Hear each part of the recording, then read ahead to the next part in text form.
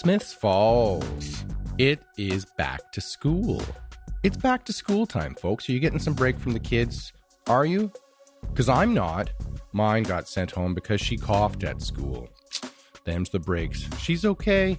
Tested negative. Gotta be careful, right? It sucks, man. It sucks. I'm tired of this shit. Aren't we all, though? Aren't we all? Anyway, I have much better things to talk about than that crap. Because today I have Andrew Howard on the show.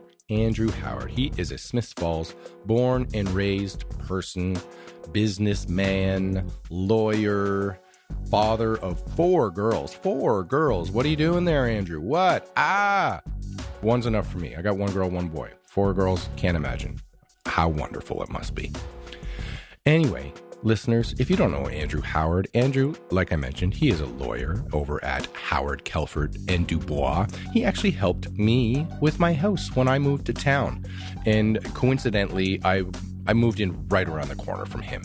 And not before long, he was taking his daughters were taking piano lessons with my wife, Amber, here at the Arts Hub in Smiths Falls Music. And then before I knew it, he was inviting me out skiing, just out of nowhere. Hey, you want to go skiing? Friendly, welcoming, Smiths Falls enthusiast to the core. He loves this town, and he does a lot for this town. He was a volunteer firefighter. Like I mentioned, he's helping people with their houses and their other life legal issues, both positive and negative in a positive way. Great guy. He is also co-owner of 4 Degrees Brewing, our one and only local brewer. And I drink their beer. I like their beer. It's yummy beer, and it is a beer that celebrates this town. So we're going to hear about that, as well as he's got some stories from the time he spent away from town before making his homecoming. Anyway, you're going to hear all about it. So I'm going to stop talking about it and get to it. But first, we're going to hear a little word about our sponsors. Back for episode 7 of Smiths Falls On is Northwood Music. Northwood Music is a record label, and not any record label, but a local record label, a record label right here in Smiths Falls, featuring a lot of local artists. We got Amber McLean, we've got Matt and Grace, we've got Elmsley, a wonderful mix of acoustic, singer-songwriter, indie, folk, pop type artists. Homegrown right here in Smiths Falls. Go to northwoodmusic.ca and go to their store. Go to shop.northwoodmusic.ca or follow the shop link from their main website, and you can get t-shirts. You can get t-shirts celebrating local artists. Wear them, advertise them, support them. northwoodmusic.ca. Find your new favorite artist there today, right now. And sponsor number 2 is the Arts Hub. The Arts Hub is at 14 Main Street West, and specifically, we are featuring the art of Peggy Schenk. Pegmeister Art, she is. That's her social media handle, artist handle, avatar type name, Pegmeister Art, at Pegmeister Art. You've probably seen some of Peggy's drawings. She draws a lot of architecture and buildings, focuses a lot on the towns around here, being from Perth herself. She's currently exhibiting at the Arts Hub. So if you need some new art for your house, particularly if your space isn't big enough, that wall space isn't big enough for a big painting, Peggy does small drawings. They're quaint and they're cute, but they're still elegant and just lovely, and celebrating architecture, not only in this town, but there's some from Ottawa, some from Montreal. You should go check her out on Instagram for a quick taste right now. Her handle is at Pegmeister_art. And there you can read that she describes herself as a self-taught female artist in Perth, Ontario, designing postcards, house, and storefront portraits in pen, ink, and watercolor. Excellent description. Sums it up pretty well. Anyway, come check them out in person if you like what you see on our Instagram, because she is the current exhibit for September at the Arts Hub, up on the wall, on their gallery wall. So come in and get some art or see some art. It's exhibited for a reason. It's there for people to see. If you don't have a budget right now for some wall art, go down and check it out, and then, buy something else small while you're there. Support local. That is the theme of today's show, support local. And while I think all my guests are on board with that mantra, I think that's especially true with Mr. Andrew Howard on the show today. So let's hear from him now. Okay, you can hear me and I can hear you. Sounds great. Yep. Excellent. Yeah, you're on a podcast. First time ever. Andrew Howard, Smiths Falls born and raised. Exactly. Made in Smiths Falls. My favorite t-shirt ever. Yeah. You escaped for a little while. Yeah. As one does. You have to get out and see the world, or at least parts of it. And when you left, did you think, I'm definitely coming back? Or when you left, did you think, fuck this place, I'm gone? When I was 18, it was fuck this place, I'm gone. Yeah. I was out to do bigger and better things. I left for India for a year, and then I came back thinking I would never stay here. I came back for a semester of high school and then went back to university, or went to university. Yeah. You went to Montreal? McGill? Yep. McGill. Yeah. For my undergrad. Yeah. What was your undergrad? Industrial relations, a little bit of economics and sociology. Nothing really practical. I've never even heard of that program. Well, industrial relations. Is that like workforce management, like union management? Okay, I got you. Okay, so I'm asking questions here in like the middle of the story. So you were here to, I want to know the story. I kind of like half know it.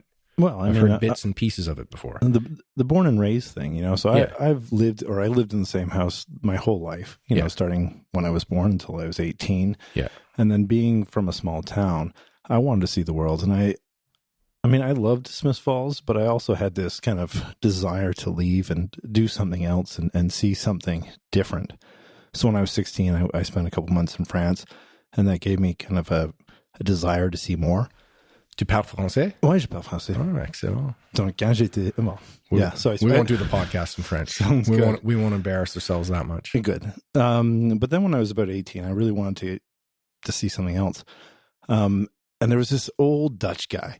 His name was Jan Skaking, and he ran the feed mill, which used to be on, Cornelia Street. Yeah. And it was this great thing, all the local farmers bought their grain and their feed from there. Mm-hmm. And he would sit there smoking his pipe, and he was a Rotarian. And I applied to do the Rotary Exchange, and so he was the guy who kind of brought me into the fold. And, I had this, I had a couple interviews, and he effectively said, which countries do you want to go to? And I said, pretty much anything except for India. And when he was deciding where I was going to go, he's like, let's see if this guy can meet the muster and go to India. Yeah. And, as soon as he told me I'm going to India, I kind of sat there and said, fuck, what?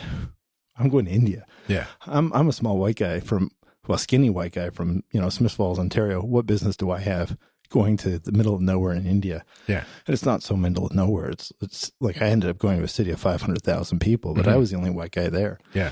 But I didn't know this, and I was terrified. You leave Smiths Falls, the furthest place you've been abroad is France. Mm-hmm. I spoke French. I'd been in England. I spoke English. And suddenly I'm going to a country where I don't know anything. You're sitting there as an 18-year-old on the plane, just sitting there like, what have I done to myself? I don't know what I'm going to do. Yeah. I'm going to be living with a family. I've never met them. I have no idea as to what my life is going to be like there. And I can just remember kind of the day that I left. Up until that day, I'm like, yeah, I'm going to India. That's pretty cool. And then I got on the plane and I sat there like shitting myself for the next, 36 hours until I got there. And then, and when we landed, there was a thud.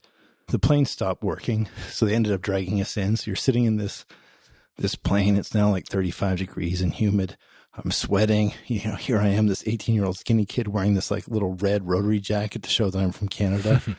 And my host family was there to pick me up. And then, you're like, okay, suddenly you're going through the streets of Bombay. There's chicken farms in the middle of Bombay, people sleeping on the streets. You're like, shit, this is for real. Mm-hmm. The next morning I woke up. Actually, I didn't ever wake up because I didn't go to sleep because I was just petrified now. As the city woke around me, I sat there sitting, figuring out that I was going to leave. I was going to make it for 2 or 3 months. And then I was going to go back to high school and graduate with all my friends. Mm-hmm. And called my parents and said, listen, this has been a great trip so far. I'm ready to take a plane in November, come home and, get myself reacclimated and finish the second semester and go to university the following year. But then I took a 12-hour train ride to the city that I was going to, which was a place called Amravati. Sorry, what was it called? Amravati. Amravati. So it's in the middle of India, not far from a city called Nagpur, but it's a city of 500,000 people, and I was the only white person in the city. And so having traveled there on the train, I was petrified. I never stayed on a sleeper train. So this is day number 2 where I haven't slept. I'm in a sleeping car with 7 other people. I don't know any of them. People everywhere. It's just a random day, and it's like Canada Day in Ottawa. There's so many people everywhere. Yeah. Did they have people like on the train? Not on these ones. I mean, this was a pretty large train. Most of the trains in India are actually electric trains. Okay. So if you're on top, you'd probably get, electrocuted. Later on in the year, I was on trains where there weren't electric trains. There were diesel trains. Yeah. And you would see people on the trains, and people would kind of congregate towards the cars at the front, because the diesel smoke would go up and then come back down on the train or the cars near the end. Right. But when I was on those big trains, any major line in India is an electric train. But again, here I was in this train. It's probably 35 degrees before it gets going. I wasn't on an AC sleeper. I was just on like a regular sleeper, which the window's open and it's cooled by movement. So you're sitting in the train station kind of boiling. And again, I'm still wearing this like red blazer because I'm like, I'm representing Rotary in India. Nobody has any idea what I'm doing. They're like, look, there's a white kid wearing a red blazer. What's that about? I couldn't speak Hindi. Most of them could speak English, so they would ask me questions. Yeah. And, I do my best to answer. But, again, here I was. I had a bag, and I wasn't going to let go of that bag for the life of me because I was afraid someone wanted to take it.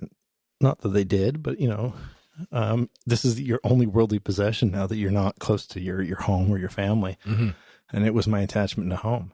So that night I traveled to Amravati, so 12 hours away. And during that train ride, again, I didn't sleep, but as the sun came up, you saw all the villagers as you passed in this bucolic, like country Indian scene where people are sitting there, going to the bathroom, getting up, doing their business, brushing their teeth with neem trees or neem limbs. So it's a branch that you take and you kind of rub your teeth with. Mm-hmm. This was all new to me. And suddenly I'm in this place in Amravati where this Rotarian delegation meets me and they're all kind of hugging me. And I'm like, I have no idea what's going on. I see somebody with leprosy for the first time in my life.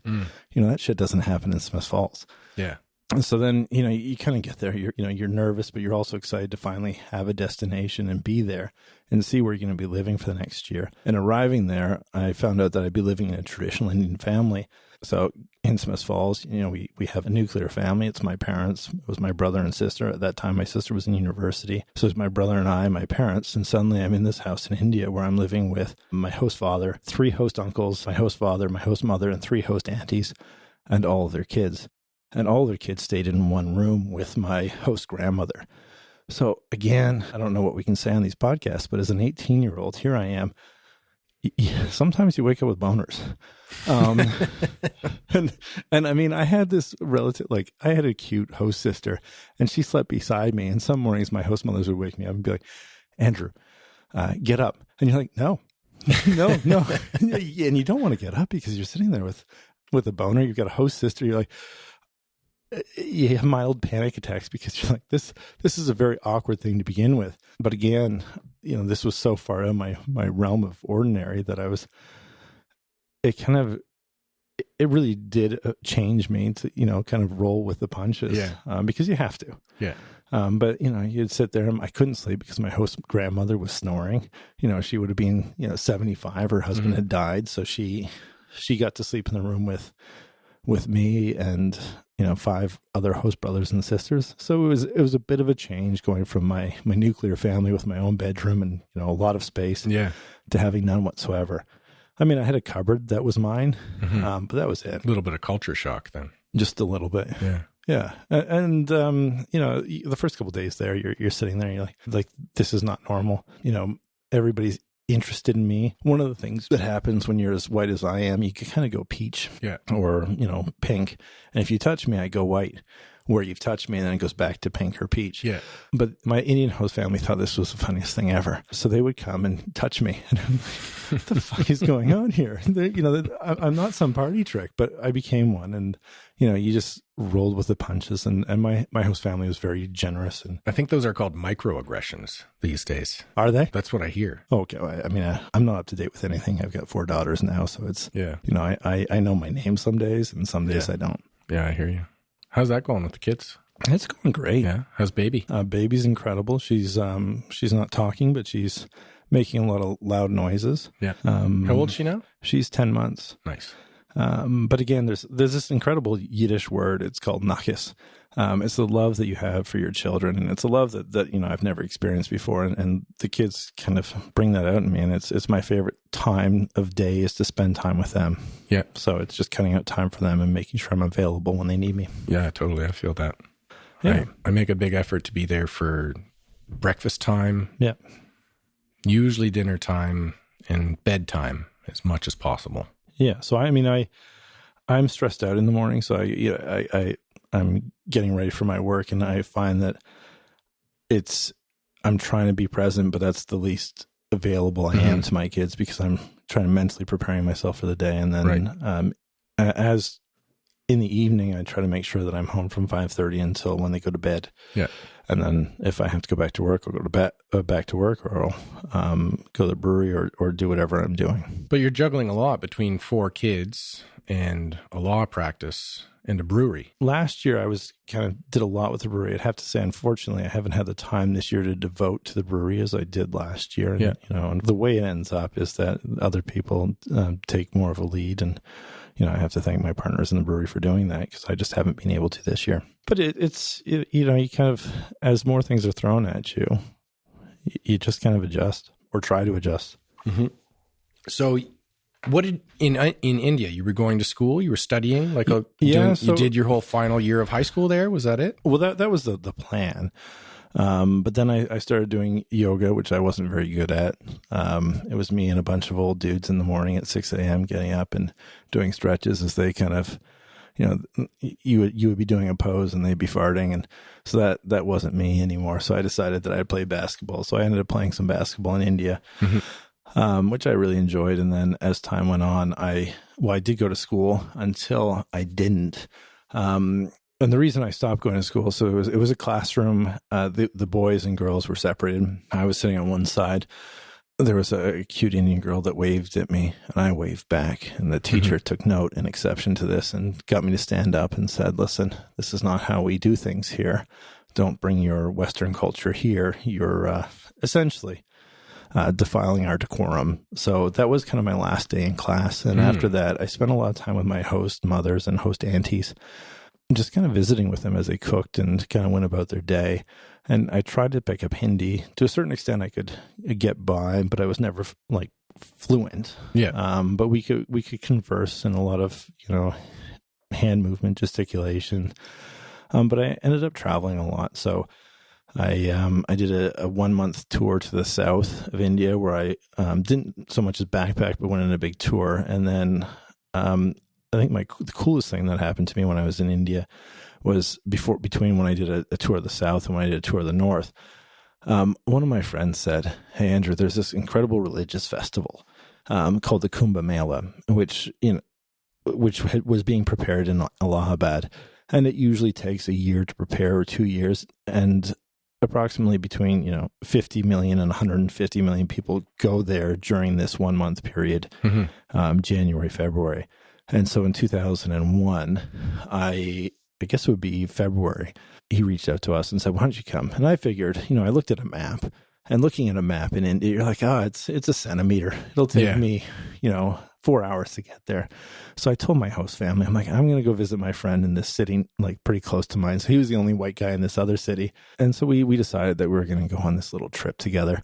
It would be about 4 hours there, 4 hours back, and all would be good and nobody would know. Anyways, we get on the train from Jalgaon, and I had told my host family I was going away for 2 days. Yeah. It took us 2 days to get there. Yeah. So this is a train for 48 hours that you're traveling, and we didn't have tickets. So I was sleeping on the floor of the train, kind of outside the bathroom. So in the middle of the night, you've got people who are clearing their sinuses, and going to the bathroom essentially 5 feet from my head. Yeah. So that was kind of, in retrospect, it was an incredible experience. At the time, you're like, what am I doing here? And then suddenly you get to Allahabad, and there are, on the day that I was there, they think there was a couple million people going for a dip in the where the Ganges meet the Yamuna and the mythical Saraswati. Right. And so this Kumbh Mela, so I don't want to offend anybody here because of my lack of knowledge, but I believe it's the Ramayana. There was a fight over this elixir of life, which gave you everlasting life. And there was 4 drops of Amrit that fell upon earth. And this was one of the 4 places that it fell, Haridwar, Nasik, Allahabad, and I can't remember the other. But this is the big one. And this festival happens every 12 years at this city and every 3 years in other places. But anyways, so here I was staying with the Hare Krishnas in the middle of this tent city on the bank of the Yamuna. So there's, 1 million people staying in this temporary city, and I'm hanging out with the Hare Krishnas, which in itself was kind of an education. This is the first time that I've been with any large group of foreigners. Yeah. Except they're all fairly, they had a different belief system that I had never really come across. I mean, I'd been living with my host family who were quite devout Hindus and who were very accepting and bringing me into their religious traditions. But I had never seen kind of a Western approach to it. And so this was kind of a different way of seeing it. And I enjoyed that. But at the same time, you're in the middle of India and you've got this, I guess at the time, the guy was pretty high up in the Hare Krishnas, and he would, show us all these cool things that he had. He's like, look, these are dates from Afghanistan, oranges from California. And as an 18-year-old who's been alone, kind of in his own thoughts and his own world for 6 months, it's kind of cool to see somebody, paying attention to you, and suddenly you're like, oh, okay, I can kind of see this. And then, for a couple of days, you kind of fall into the, for lack of a better term, I didn't become a Hare Krishna, but I hung out and, I started doing like Hare Krishna, the chanting. Yeah. Which was, I mean, I don't think I've ever told anybody that, but it was one of those things that was, you try everything because you're there and you're experiencing it. And I think because of these, relationships that I felt I had been isolated, and this is the first time where I was kind of not as isolated, and there was people that I could share ideas with. Yeah. And the fact that they were listening to me meant that I was paying more attention to them. But that kind of quickly left, and I went for a dip in the Ganges, and where it meets the Saraswati. I think I ended up with a bit of an infection, but the biggest infection that I had when I was in India was kind of like a month into India. I was living in Amravati, and I was walking along, and I don't tend to watch where I'm walking. And I was just walking, and suddenly I fall down, and I look down, and I'm in a public toilet. So now I'm like knee deep in other people's shit. And, I've kind of scraped at my legs. And my host uncle at the time was like, Andrew, we've got to go to a store opening. I'm like, I don't want to go to a store opening. I want to go home and clean myself up. And he thinks that it's no big deal. So we clean my legs off with newspaper. We go to a store opening where they've got this like conflagration in the middle of the store. So they've got this full on bonfire in this brand new store that's being painted white. Yeah. And he turns to me and says, you kind of smell bad. I'm like, of course I smell bad. I got shit all over my legs. Anyways, so that was that part. But then, I go home, and the next day, after I washed up, I've got all these like red spots on me. And so I they take me to the doctor, and they're like, oh, you've got chicken pox. I'm like, well, I don't know about chicken pox. Most people don't get it more than once, and I've had it twice. I'm pretty sure it's not chicken pox. Well, it turned out that I had a blood infection, and, but nothing antibiotics didn't fix that time. That came with the territory and being in something completely different. And well, I can only imagine. I think the biggest amount of culture shock I've ever really had was going to Mexico myself, which is like, I was in Tijuana, and it's like San Diego's right there. Yeah. It's, you're not really that far removed. But as you say, like, you take a plane for 36 hours, you land in this place where I feel like a lot of people over here just tend to think like, oh, India. Yeah. Like Indian people, India, Indian food, it's a place, Same as we might think Belgium is a place or France is a place. But India is like 100 of those places, and it's immense, and it's so full of people, and it's so different from north to south and east to west. There's so, from dialects to... Yeah, it's like to cultures within this giant, like inconceivably large population. It's like Europe in a country. Yeah, exactly. You've got 19 national languages, people of all different faiths and creeds, and I think I don't do India justice. I mean, it was probably the most interesting year of my life, and most challenging, but at the same time one of the most rewarding too. living in India, I think it certainly changed me, but it gave me a deep respect for the Indian culture and to a large extent other cultures. Yeah. And have you made subsequent visits? Yeah. So in 2013, my wife will get a little bit annoyed, but we made my eldest daughter in Delhi. Yeah. But anyways, yeah. So I took her back there, and I took her to meet my host family, and it was this kind of wonderful experience to bring my wife to the closest thing that I have to family that's not family. Yeah. And they dressed my wife up like a doll. But did they poke her skin? No, they got over that. That whole year of touching me that it no longer was kind of out of their system. Exactly. But no, Jean loved it. I especially loved it because it's a big part of my life. Yeah. I hope to go back to see my host family because again, they're near and dear to my heart. And, every time I talk to them, I kind of get this chill and this excitement because they mean so much to me. Have they ever come over here? No. No, they haven't. They lived in England, or some of them lived in England for a while. And I really should have made an effort to go and see them while they were there. But at the time I was, in university, or I was coaching rowing. So it didn't really work out at the time. So you came home and then you went to McGill. Oh, I came home, did a semester of high school to play basketball, really, and to get the rest of my OACs. And then I backpacked through Europe, and then I went to McGill. And then I picked up rowing randomly. Not so randomly. I was OACs. That must have been like the last year of OACs. Were you in second last year? Second last, right before the double cohort. Exactly. Yeah. So had I not gone when I went to India, I would have graduated a year earlier. But at the end of the day, I would have been 2 years ahead of the double cohort. So nothing super exciting. Yeah. And so how long were you in Montreal? 4.5 years at McGill. And then Jean and I stayed there.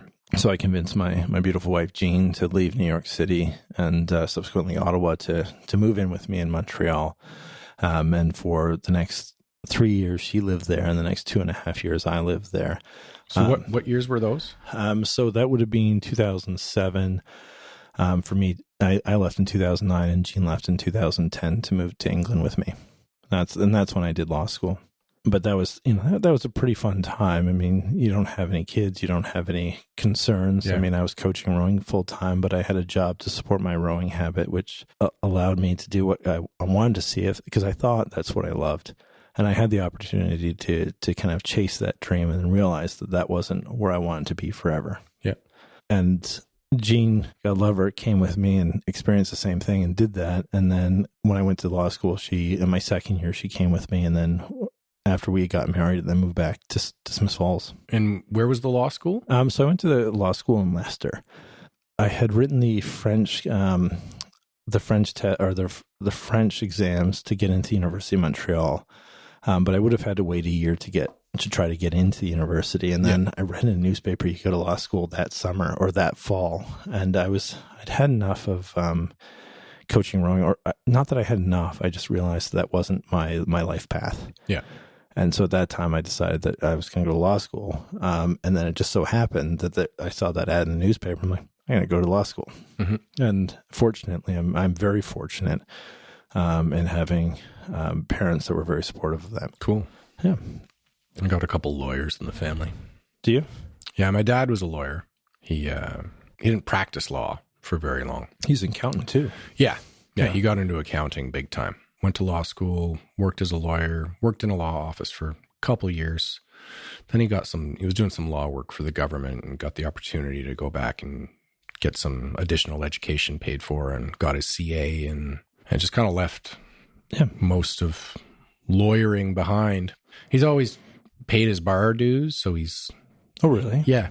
He's never let that go, so he can still notarize stuff, and he's still technically a lawyer. Oh, that's awesome. I didn't know that. Yeah, just doesn't really doesn't do it actually anymore. Practice. Yeah, but he he was, as an accountant, he was an expert on international tax, and often there's legalities involved in that, so he was sort of often turned to for his legal expertise within tax expertise. Yep. Sort of thing. So, yeah. And then my brother-in-law's a lawyer. He's in mergers and acquisitions. Oh, so he's in the big smoke in a big firm then? Yeah, he's down in Manhattan. He articled at the Supreme Court Wow. in Ottawa. Did he? Yeah. I mean, that's impressive. Bounced around a couple firms already in Manhattan. I didn't know your brother-in-law was Canadian. Yep. So they meet in Canada then, or they meet in New York? No. Him and my brother met in L.A., actually. Oh, okay. Yeah, because my brother used to go down to L.A. like for pilot season as an actor. Yep. And at the time, his husband Chris was a model. Yep. Down in L.A. And he had a similar, sort of shift and just decided modeling wasn't his life path, much like you decided rowing wasn't yours. Yeah. And decided he would become a lawyer. So he did that. And he's still a lawyer. Yep. Yeah. Yeah. He just became a lawyer. It was like a year and a half ago, 2 years ago. And so he's a lawyer in New York or in LA? In New York now. Oh, wow. Yeah. Yeah. Him and my brother, and they have an apartment in Manhattan on 56th, I think. Oh, wow. Right near Central Park. Yeah. My sister lived in New York City until recently. She was working for the UN there. And so she lived, I think, about 120th. So yeah. she was just at the bottom of Harlem. Yeah. Yeah. Way up there. Yeah. Way up there. I love New York. My parents lived there for a while. Did you live there as a kid? I never lived there as a kid. No, my parents moved there, I think around 2006, 2007. They were there for 3 years. Yeah. My dad went, when he was with Deloitte. Okay. They started up a new team. But gave you an opportunity to have a nice, home base there. Yeah, I visited as much as I could. They lived in James Dean's old apartment. Oh, cool. Yeah. It was like half a block from Central Park. It was awesome. Yeah. I mean, I don't know New York all that well. I know that there's a grid pattern. So, yeah. I mean, Jean went to university there, so it was always nice to visit her. Yeah. But again, she knew the city well, and she would just take me along, and I wouldn't really pay attention to where I was. I just followed her lead. Yeah. This was a good location. It was basically like just on the west side of Central Park, but like right kind of near the middle of the length of the park. Yeah, so Jean would have been at the top end, so she was at Columbia. Yeah. We were about 20-minute walk down to like Times Square. Oh, wow. 5 to 7 minute walk to like Broadway. Yeah. Not like the Broadway part of Broadway, but the street. That runs the length of the city, yeah. Yeah. Or Manhattan anyways. My favorite bar in New York is on Broadway right there. Oh, really? Right in that area. About a 10-minute walk from my parents' old place. Just this dingy old little bar called Rudy's. Cool. And they only serve their own beer. And they have a blonde, a red, and a dark. Sounds like McSorley's, which is another awesome bar. That's my other favorite. That's my McSorley's and Rudy's. Yeah, if you get food at McSorley's, it's some bread and some cheese. Yeah. And then you get a lighter dark beer. Yeah, and you get sat down at a table with some randoms. Yeah, with some randoms. Wherever there's free seats, that's where they sit you. And they've got like an 1800s like fireplace. It's not really a fireplace. It's to warm the whole place, and it's completely against fire code. But some person in the States is glorious in keeping these existing non-conforming things to be allowed. Well, talk about grandfathered. It's the oldest bar in Manhattan, the oldest still functioning bar in Manhattan. Have you ever taken note of the dust on the chandeliers in that place? No, I didn't. It's like you look up and the dust, they've never dusted them. The dust is like piled on the chandeliers, like 2-3 inches high. I think the coolest thing is they've got an original like newspaper print from Abe Lincoln's assassination. Yeah. So it's been up there for 150 years, just kind of sitting there hanging out and unchanged. Yeah, I love that place. Rudy's it doesn't have nearly as much history, but they have really cheap beer. Yep. And free hot dogs. Wow, that's the best. When I moved back when I was living in Montreal, the Expos were still there. And it was, one of the ways they got people there was they had like $1 hot dogs and $2 beers. Yeah. And as, a freshman in university, that was pretty awesome.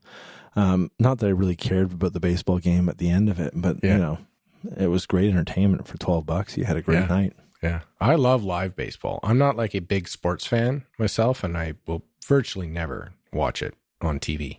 And I don't follow teams, and I'm not a fan of any team, this or that, in any sport. But I grew up, I would go to like Ottawa Lynx games Yep. I would go to Rough Riders games. I really like live. I like it. Being in the stands, watching it in person. I love it. And being part of that energy. Yeah, that's what I don't, the yelling at the screen thing, it's just not for me. Yeah, I'm pretty good at that. But, I do like going to the live games. Yeah. And that was a lot of fun when I was in university, going to the hockey games there. It was just kind of that atmosphere. There was a time and place for these things, and live sports I quite enjoy. Kind of like I like live entertainment in general. Yeah, totally. Yeah. Were you ever into wrestling? No. I mean, I was, but my parents didn't like wrestling, so I would kind of watch it when nobody else was at home. So there would be, I think Saturday afternoon, TSN had it from like 1 until 2, and my mom would be grocery shopping, my dad would be somewhere, and I would watch half an hour here and there of like Monday Night Raw or something. And that was, and I thought that I was doing something pretty crazy and out there when I was like a 12-year-old watching this wrestling. I used to love Hulk Hogan and Macho Man. Yeah. When they had that fight about they had a girlfriend. I can't remember who it was, but anyway, Miss Elizabeth. Yeah, that's who it was. Yeah, that was that. Damn right. That blew my mind as like a 7-year-old. These two good friends could have a fight over this beautiful lady. Yeah, it was an epic battle. Yeah, but that's kind of what I remember of it. And I my was it Andre the Giant? But my like vision of Andre the Giant is somewhat clouded by The Princess Bride, because I just love that character. Oh, yeah. Whose isn't? Yeah. But I mean, he's not much of a character, really. He's himself. He's just Andre the Giant. Yeah, he doggy paddles. Talk about typecast. I only doggy paddle. Exactly. That's my favorite line ever. How does that become my favorite line ever? So you were into wrestling. I was a closeted huge wrestling fan. Yeah. But it was kind of like with some shame that I watched it, because I thought my parents didn't like it, so I'd watch it when they weren't paying attention. Yeah. I came from a wrestling family. Oh, did you? Yeah. Like Bret the Hitman Hart type family? Not quite. All my uncles were wrestlers in high school, and my dad was a wrestler in high school. Not like WCW wrestling, but like wrestling, like Greco-Roman wrestling. Yeah, but not Greco-Roman. Okay. Greco-Roman's like the standing up. No, yeah, standing up, it's no like grappling leg type thing, stuff. But like freestyle wrestling. Yeah. And for some reason, my dad was one of 5 brothers, and none of them went to the same high school. Really? For some reason. Part of it was when they moved and some of the age gaps, but even there's some other things that happen with like school area borders changing or them moving, and they all went to different high schools. So is your dad from Ottawa as well? He's from Ottawa area. Okay. But he spent some time growing up in like outside of Montreal in Pointe Claire. Okay. Yeah. So my mom's pretty close to that. She's from Hudson. And, but for the most part, Ottawa area. Yeah. Well, my dad's from right beside Pointe Claire in Beaconsfield. But yeah, 5 brothers, and they were all respective captains of their own wrestling teams. So were they concurrently at different high schools wrestling against each other on like captains of different teams? Yeah. That's pretty awesome. Yeah. And they were known for like being a wrestling family, because they were all like the captains of their own teams. I don't think they really wrestled against each other, because I don't know that necessarily all 5 of them, because my grandma didn't pump out 5 kids in 5 years, but close. Yeah. Close. So I just grew up. That was like the lore of the family. We weren't a hockey family. We weren't a football family. We weren't a basketball family. We were very much a wrestling family. And again, like it's actual wrestling, not the entertainment wrestling. The fandom kind of crosses streams between both, I think. I loved both. And I grew up loving wrestling, and my dad would always let me try out my new wrestling moves on him and stuff. He was pretty good about that. Yeah, see, I used to play basketball. My parents had a basketball court. Yeah. I developed slowly. And so, I was an 8-year-old boy playing basketball in the backyard court with my dad, and he would sit there and we'd play 21, and he would beat me 21-0, and he'd walk around the backyard saying, 0, 0. And here you are as an 8-year-old boy, your dad's like chirping you for not getting any points in these games. I mean, I grew up as in a basketball family, and it was just like, okay, I got to get more than 0, so long as he doesn't chirp me. That's my goal today. Yeah. So, but we grew up watching, March Madness, and the Last Dance came out last year, and suddenly it was kind of like being brought back to my childhood, watching the Bulls over again with my dad, because that was something that I grew up watching, was basketball, and that was kind of the focus of our family, was basketball. Even though my brother played hockey and I did until I was beginning of high school. Yeah, well, you got the height for it. I do. So is your dad. Yeah, and so does my brother. I mean, I grew late, so I was, in grade 9, I was 5'8", and I was 120 pounds. I was like I weighed the third less in high school, so I was, a small human being. Yeah. And then by the time I graduated high school, I was, 170 pounds and 6'5", so I was this gangly looking guy with big hands and big feet, but not much to the rest of me. Yeah, I know a lot of tall guys who grew up like that. My sister's husband was like that. He was like, he was like 5'5" until grade 11, and then came back a foot taller the next, like, after summer. Yeah, I mean, I went away to India, and I was a lot bigger than my brother. I finally could beat up my sister, who was 6 feet, and she was a competitor. And I went away to India, and I was like, yeah, I can finally beat up my sister. I come home from India, and my brother's a tree. He's 6'6", and 230 pounds, and here I am, like 6'4.5", 175 pounds soaking wet. So I never really was. I never was at the top of my family, athletically or competitively. But it's one of those things. I was in the fights because I'm the one who learned how to wrestle. Oh yeah, you get all those moves. Yeah, my brother and sister focused on like dancing, so they could outdance me. They'd beat me on the dance floor, but on the wrestling mat, you could take them. Yeah, I'd hand them their asses. Yeah, see, no, that was never me. That was always my sister. My brother could take me. And growing up, and your sister can take you until you're 18. You're kind of like, oh shit, what's wrong with me? And then the day you can finally take your sister, your brother can take you, who's 4 years younger. You're like, fuck, I wish I was. And at the end of the day, we all have our own strengths, but for that brief moment, I was the strongest, but not for very long. Yeah. Your brother's older or younger? No, my brother's 4 years younger. So I've got a sister that is 2.5 years older. Yeah. She lives in Italy, and then my younger brother lives in Peterborough. Yeah. My younger brother got taller than me. It pissed me off. Yeah, but you can still beat him when you wrestle him. I can, yeah. Which is, important. Yeah, I can beat him in arm wrestles too. But he can outdance you. He can outdance me. He's much better looking than I am. Isn't that frustrating? I mean, both of my siblings are better looking than me. I've grown this beard to like, just so that I have something else to say. Yeah. Look at me. I got a big beard. Yeah. I have the bigger beard. Do you? Too. Yeah. I've got the bigger than my brother or my sister. Well, that's important. Yeah. Do you wax it? Do you oil it? I oil it sometimes. Yeah. I use a little bit of beard oil. Helps give it a bit of a glisten, a shine. Just one sec. That's my drywall. Right. My drywall guy. You know Tom? I know him to see him. Yeah. Yeah. He's my drywall guy. He's a good guy. Yeah, he does good work. Yeah, that's important. When you find your people, you get your he's people. He's a hardworking guy. That's one of the nice things about being in a small town. You're connected to all these people that on different levels. You meet him as a hardworking guy, but at the end of the day, it's nice to connect.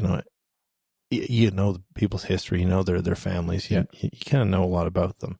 Yeah, I've been learning more about Tom. He's got a family, works hard, works a full-time job, and then does drywall jobs on the side, like 5-6 nights a week. That's incredible. Yeah, busy guy. Yeah. You want more of that? No, I gotta drive to Rock Springs tonight. We've just moved out. So you're going all the way out there tonight? Yeah. Where's Rock Springs? Due south of here? Pretty much. It's this little place between here and Brockville, like County Road 7, just past Jasper.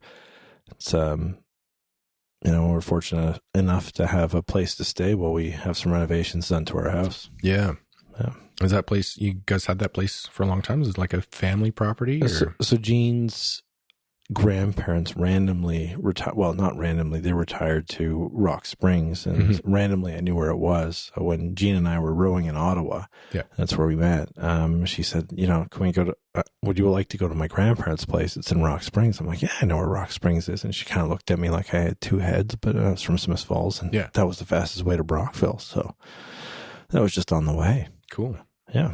And so when Jean's grandparents moved into a home, her parents kind of took over the place, and now they're fixing it up to kind of be theirs. And so again, we're fortunate to have a place close enough to Smith Falls that we can kind of call our own for a little bit, not having to impede on anybody else. Yeah. So Jean's parents don't live there? Well, since the pandemic, actually, they've been there more often than they haven't been. So they're there kind of 4 or 5 days a week. And we spent a lot of weekends there since the pandemic. Yeah, because you got some land out there. Yeah, some great land to go for a walk on.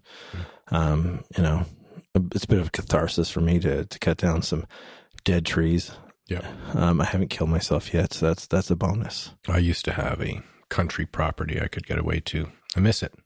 Yeah. I didn't have a lot of land, but there was still a lot of land around that I could go for walks on. Yeah, I mean, what they call it, forest bathing. I just find that it gives me I just relax there. And I'm getting pretty handy with a chainsaw. That kind of gets me excited. Yeah. Chainsaws are fun. You got a gas one or electric? Oh, gas one. Yeah. Got to have a gas one. Yeah. I mean, my father-in-law has an electric one. So when I cut something down, he comes along and delimbs it afterwards. Yeah. Yeah. And a friend of mine just bought a sawmill that I contributed to. So I think that's starting this weekend, hopefully I'm going to saw up some of the dead cedar that I've cut down. Nice. What I'm going to do with the cedar, I don't know, but it'll be a fun project. Well, cheaper than getting it from the hardware store these days. I don't know if it is. I mean, the amount of money I've spent on it and the time, but it is. And it's something fun to do, something different. When I first got my country property, I had a huge fireplace in it. And it was a place that I actually, I bought it on a whim. Yeah. And after I bought it, I heard these horror stories from the neighbors that it was like a completely uninsulated building and that it cost an arm and a leg to heat. And that trying to heat the place is what drove the previous owner into bankruptcy. Wow.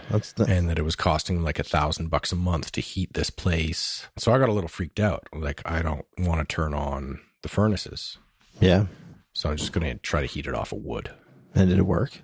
It did, because it was a kick-ass fireplace. Yeah. And what I wound up learning later is that the front of the building, which was an old church, was, uninsulated because it was built in. It was a church? Yeah, it was a church. Yeah, I'm sure your house isn't completely insulated. Yeah. Being 100 years old. 100%. Yeah, there's probably a bit of newspaper in the walls or something. Yeah, sawdust. Or there might be, 2 layers of brick and some air spaces. But it was only the front building that was uninsulated. The rear building was fully, it had been turned from a community center into a house 10 years before I bought it. It was all fresh construction. So it was very well insulated back there. But it still had the original, decades old oil furnace in it when the guy before me had it. And when he lost it to the bank, they installed 2 brand new high efficiency furnaces, one for the front building that wasn't insulated and then one for the back. Yep. So I only had to run the one furnace to heat the back. And I spent a year living there, not turning the furnaces on because I was terrified, and heating it only off of wood. And to try and save extra money, I found a tree trimming company that would dump free wood on your lawn, whole trees. Yeah. Just because it saved them the trouble of disposing of it. And I got myself a chainsaw and I cut it up, and it took me 10 hours just to cut up this one big, I think it was a hickory tree. So did you split it as well, or did you split it at the same time that you were cutting it up? I didn't split it until a long time later. Yep. I dried it along the side of the house, and I don't think I ever touched my chainsaw again, because from 8 hours of operating a chainsaw, I gave myself really bad tennis elbow. Oh boy. And could barely move my arm for a month. And it was an idea that backfired. I never really wanted to look at chopping up a tree with a chainsaw again. And then I realized that down in Chatham, you could buy split wood for like $60 a face cord because shit's so crazy cheap down there for everything. And then I was like, I'm just going to try turning these furnaces on. And my equal billing that year was $60 a month. Yeah. So I left the whole wood. I left the whole heating the thing by wood aside and just had fires for pleasure after that.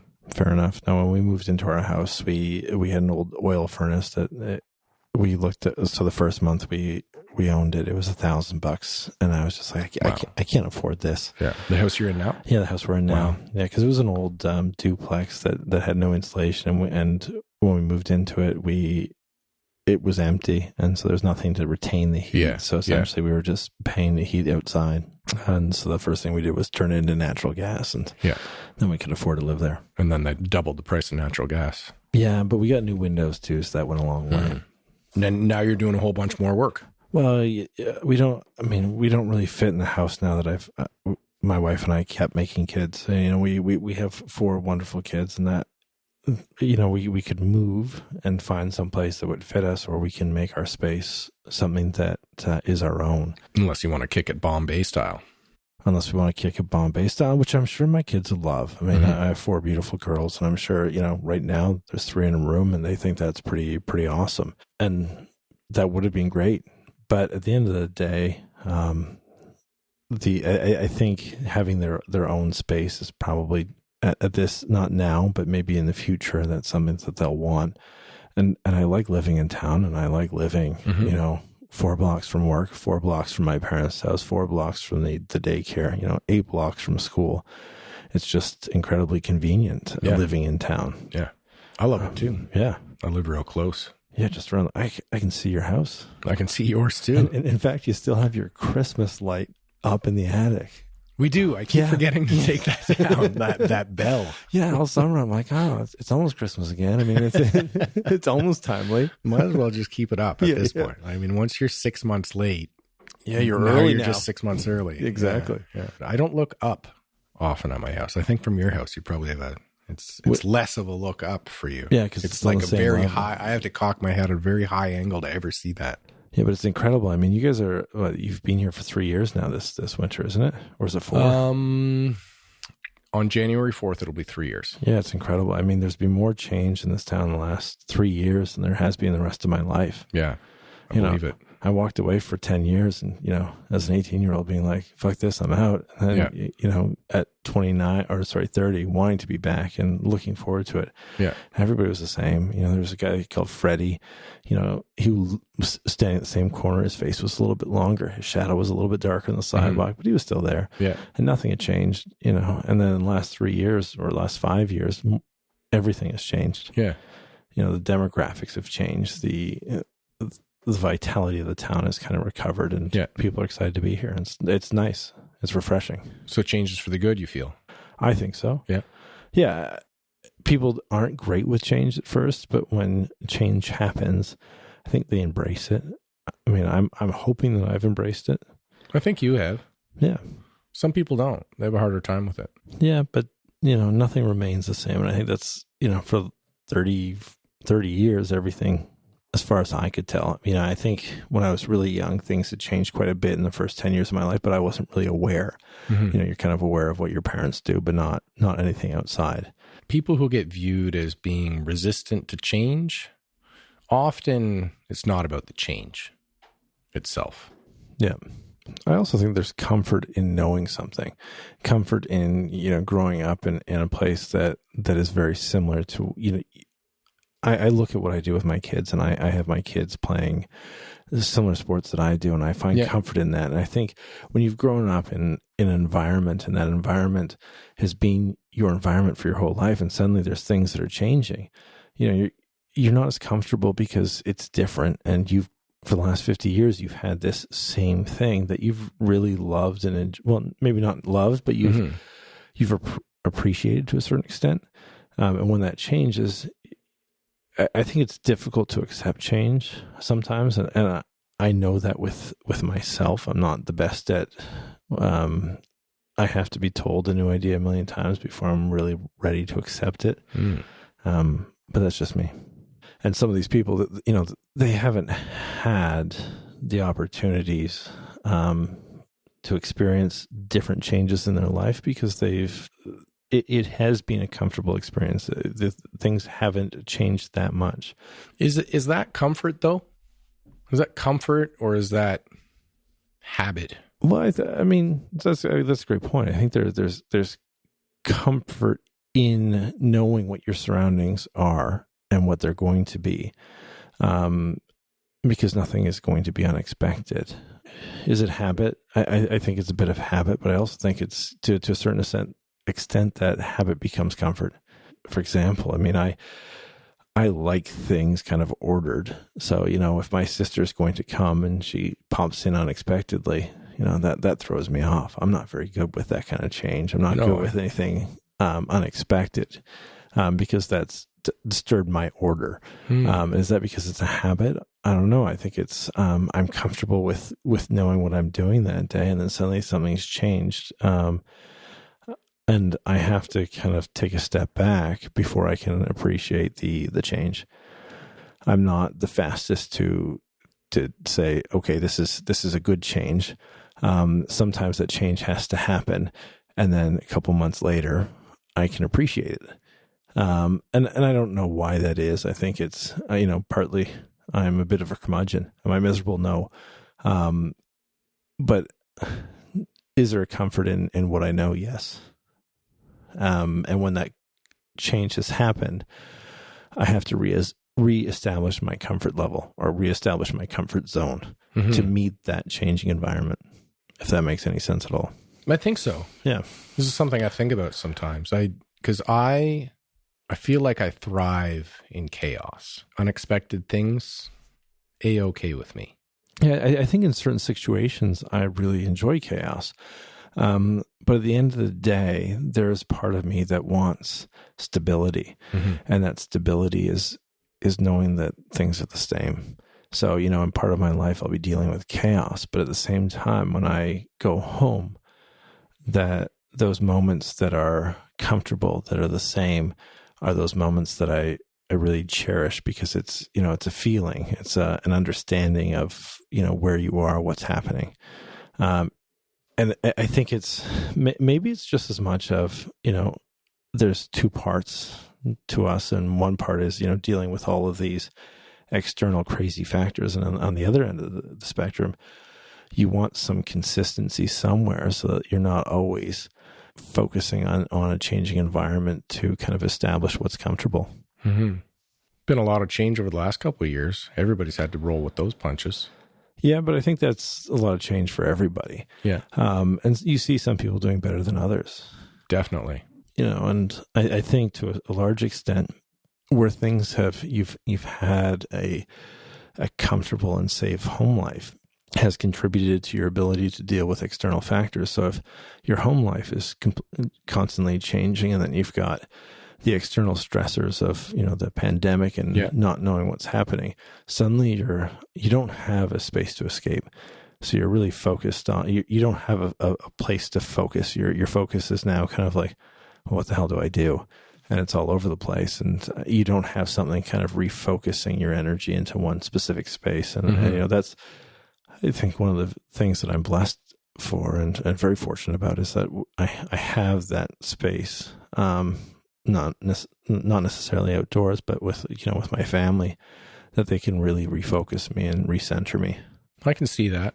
I mean, I grew up with a pretty stable life. Yeah. You know, and maybe that's why I'm so good with change as an adult. So good with random and chaos coming my way as an adult, is because I have that foundation.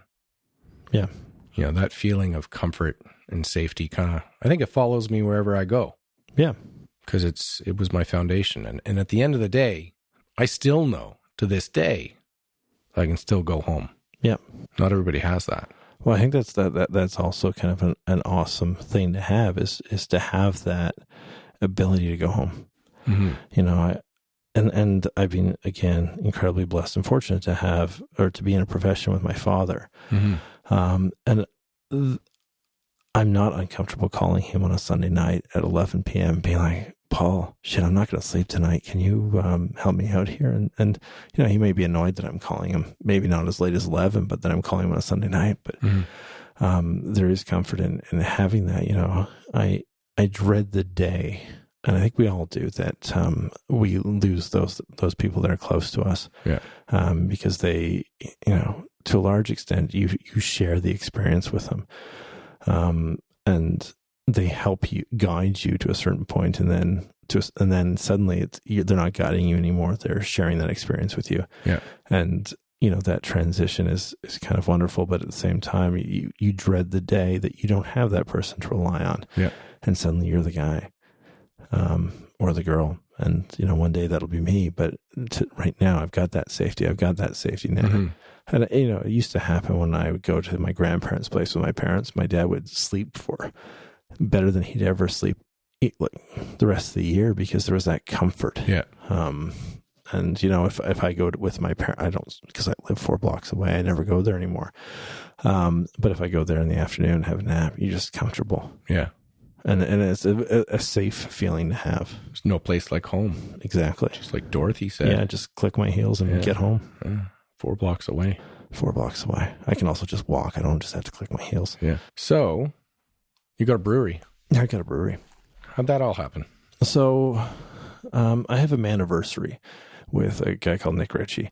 So, on August 11th, 2012, so we celebrated our 9th year anniversary. That's just my anniversary. Is it? Yeah, that's the date of my marriage. Really? Our anniversary is August 11th, 2012 is the date of the day I married my wife. Wow. Yeah, Nick and I had lunch, and we decided. I was articling at the time with my dad's firm, and Nick and I had just played in a couple golf tournaments together, and we're like, yeah, we like each other. Let's do something. And this is, a couple years after Hershey's had closed. Yeah. The Stanley Tools had closed, and also the Ontario Hospital, which later became a regional center, closed. And so we wanted a good news story. And we're like, what can we do together? And we both like beer, and we both like drinking beer. Yeah. So like, let's start a brewery. And so there we were, in 2012 he had a kid. I didn't. He convinced me also to join the fire department at that point. And, we're like, yeah, let's start a brewery. That's a great idea. And so we, hawked some beer out of the back of our vehicles at golf tournaments. And it kind of grew from there to the point then in 2017 with the help of the Smear family and a couple other partners at that stage, because we got to a certain point we weren't moving things forward. And so we brought some other people on who had more energy at the time, because at that time we were having kids and still having kids until recently. And we needed that extra energy to kind of move the goalposts forward, and the people came on, and we got a bricks and mortar place in Smiths Falls. And in 2012, our idea was let's kind of have a good news story for the town, and we had these grand ideas of employing 14 or 20 people full time, and we got Jeff now, and Nick and Dave pull a lot of all-nighters, and I'm there the odd night as well, and to brew and to transfer, and they do most of the canning, and so you in charge of the recipes? So what we did originally was, so now we're kind of experimenting on our own. We kind of had a template from a great brewer called Jay Cook, and he kind of we bought some recipes from him, and he kind of set us on the right path. And then from there, now it's kind of like, now we're experimenting on our own because we've got a little bit more experience. We kind of understand a little bit more of the flavor dynamics. So we're trying our best to kind of create interesting, unique flavors. Cool. That don't taste like shit. Yep. Yep. Do you ever get a batch that just really didn't work? Yeah. Well, I mean, you have to look at it like, because I don't like IPAs. A lot of people like IPAs. I mean, no matter what IPA you're going to put in front of me, I'm going to still say it tastes like shit. Right. So, I mean, there are some. So I think it's in the eye of the beholder. So long as it's interesting. So there have been a couple duds, but were they duds to everybody? I'm not sure that they were. Right. Do you get to test your recipes in small batches? So our system is a 3.5 hectoliter system. So our fermenters are 7 hectoliters. So that's 700 liters of beer. So the smallest we could do. So we could do it smaller, but we usually test batch on a 350 liter size. So we try it. We've also recently been playing around with casks. Kind of figuring out how that plays a role. I tried one of those. Yeah. So it's an interesting kind of experience trying to learn, and based on what you like and what you didn't like about the beer, you can change it the next time. Yeah. Do you find you have to get like consistent ingredients from consistent suppliers to maintain the same flavor profiles? So I think at the end of the day, we're getting the same grains. The biggest thing is the water. Right. Because we're on municipal water, one of the things that we have to take into account is, depending on the season, in the fall, as the water tables are lower, they're putting more chlorine in the water. Yeah. You have to make sure that you're trying your best to get that chlorine out. So it changes the chemistry of the water. And not that I know all that much about it, but we put in filters and we try to get some of those cleaning cleaning chemicals out of the water, to create or to have water that is almost as close to the same as possible. But I think that's one of the biggest outliers. And the other outlier is temperature control. So our fermenters are right in front of big windows, and two of the fermenters are very consistent, and one of them gets a lot of full sunlight, and so it's a question of adapting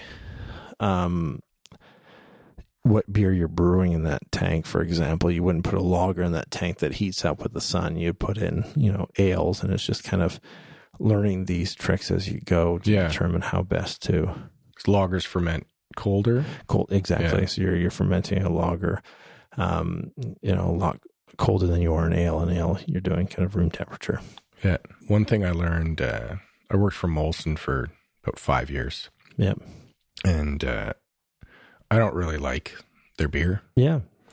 But the most impressive thing about their beer is the fact that they maintain such a consistent recipe and flavor profile from across the year, from where they're brewing on the East Coast to where they're brewing on the West Coast, and making sure that these people who religiously buy Bud or religiously buy Blue or religiously buy Coors Light are tasting the same thing every time. What's funny about that, though, is a lot of the times people aren't tasting exactly the same thing.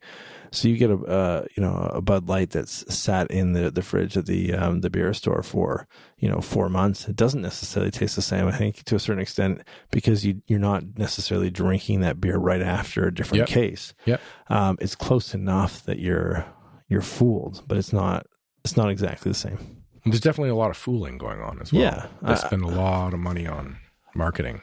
Yeah, 100%. A lot of money on marketing. But at the end of the day, I do like the Molson Stock Ale. Maybe it's just the nostalgia of the idea of going to like a tavern in the 1960s, or Labatt 50. I love 50. Like Speed Limit. You go to the Expos games in the 80s and early 90s, and there was the Jumbotron with not a Jumbotron, but it had all the you could see the flag and stuff, and but they would have Labatt 50 signs on either side of it. So I was kind of enamored with the logo from a very early age. Yeah. I find that it's surprising to me that a lot of people have such an attachment to lagers in the first place. Yeah. So lagers themselves, they're 100 years old or something? Like it's a pretty new. Well, I think the Germans were brewing lagers, but it was generally in the fall. Yeah. So, you got the German. So, I think lagers, like a lager year round is pretty recent. The advent of refrigeration. Before that, you're brewing based on the time of year. Yeah. So, the German purity or beer purity laws, you brew the beer at different times of the year. It's going to come out differently based on the temperature of the of the fermentation. Right. Yeah. I've never done any brewing myself. I still You have. should come out sometime. I should. I have this home brewing kit at home that I got for Christmas like 5 years ago. I don't even know if like I can even still use it if the ingredients were vacuum packed well enough or what. Why But not? Just try it. Yeah, I'll try it. What have I got to lose? Yeah. I mean, that's how they used to make your eyesight. Well, that's how they used to make water safe, right? Yeah. 100%. Yeah. I'm not gonna put any antifreeze in. No, but if you had a still, you could make yourself go blind, I'm sure. Probably. Yeah. So where are you guys going to go next? What do you think? You got any big plans for the future with the brewery? Yeah, I mean, so I think we're coming up with a couple different things. So I think Nick's doing an APA. I think one of the things that we're doing now is just focusing on more seasonal beers. Yeah. And just kind of brewing more in-house. Yeah. Because we started off contract brewing, which is essentially having somebody else brew your recipe. Yeah. And that's been one of the biggest shifts is doing our own beer. Yeah. Who were you contracting with before? So we started off with a brewery in Southern Ontario, and most recently we've been using a brewery called Spearhead, which they do great things. Yeah. Which was the Southern Ontario one? Shoot. Yeah. I'd be lying to you if I said I remembered. You remember what town it was in? Yeah, it was in Niagara. Oh, okay. Niagara Falls. Yeah, I wouldn't know that one.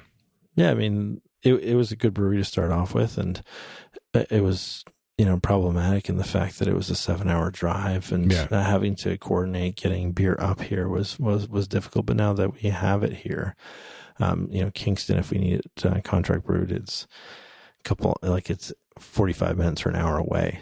Yeah. Which makes it a lot more convenient. But you're doing a lot of your own stuff. Yeah, exactly. And what's the split for you now between contract and in-house? I would say that we're doing, 70% in-house and 30% contracted. Yeah. Yeah. And you got one in the LCBO now. Yeah, we've got our Hill 70, which was, a Belgian blonde ale. Yeah. Which we were quite happy to go off the one of our big things is a connection to the local history and history of the area, and that's why we've got Hill 70. It kind of honors the Canadian soldiers who fought in the First World War and honors their memory, because at the end of the day, the people who were fighting weren't saints. They like to drink beer, some of them, and so in our own little way we're trying to pay homage to them in a way that is not necessarily something that has been done all that often, but you're seeing it more and more. Yeah. But in a way that's respectful and kind of having people not understand, but see or read at least a story about something that affected Canada in the direction of Canada. Mm-hmm. That to a lot of people is being forgotten. Yeah. Now, I mean, I see you guys generally a lot of your beers focus on that. Yeah. Local angle, just from the names and the imagery you use, seems pretty heavily local focus, which I love. Yeah. But I'm also curious, like in terms of getting a beer into the LCBO, how do you balance that with any notion of trying to go nationwide or get a hit beer across LCBOs across Ontario or that kind of expansion? So most of our local things, so like living north of 7, that's pretty provincial. Yeah. But Hill 70 has a wider appeal.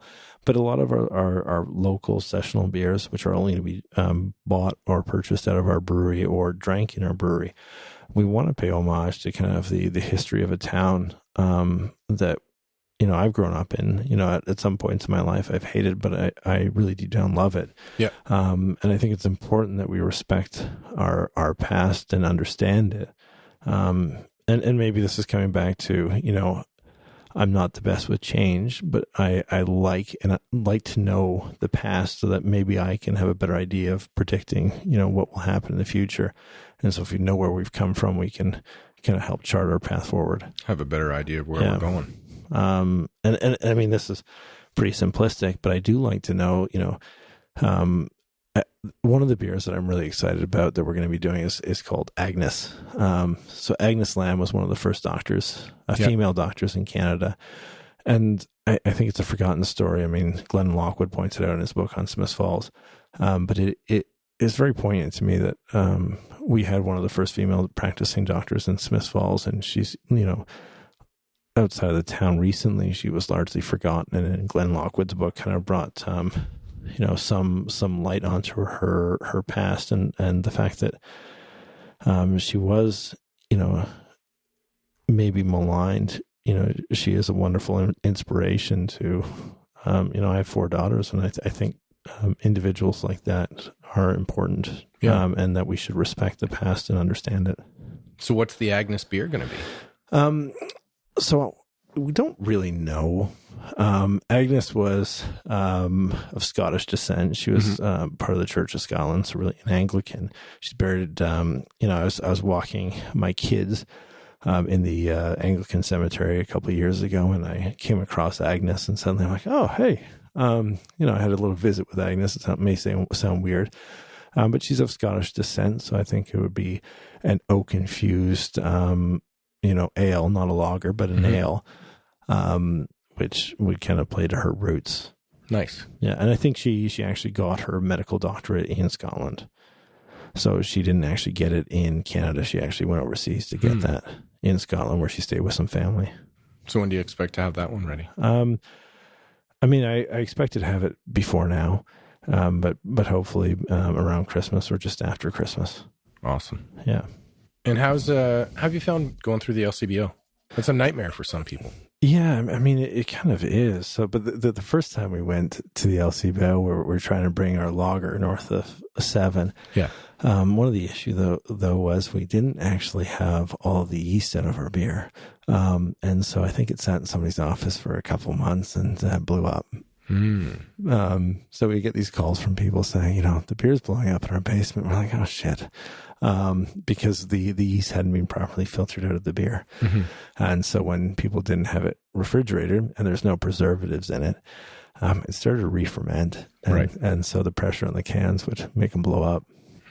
So, lesson learned. Is that how they usually do it these days? They have to get all the yeast out? Because you used to have to leave it in. Well, yeah, because, that's how you carbonated it. Yeah. But these were cans, and we'd already carbonated it. Yeah. And so you're adding to the carbonation a secondary fermentation when it heated up. So that means that it wasn't completely fermented. So there's still sugars in the in the liquid. Yeah. And so that was exciting because we were sitting there a couple nights, and we'd tap beers and they blow up.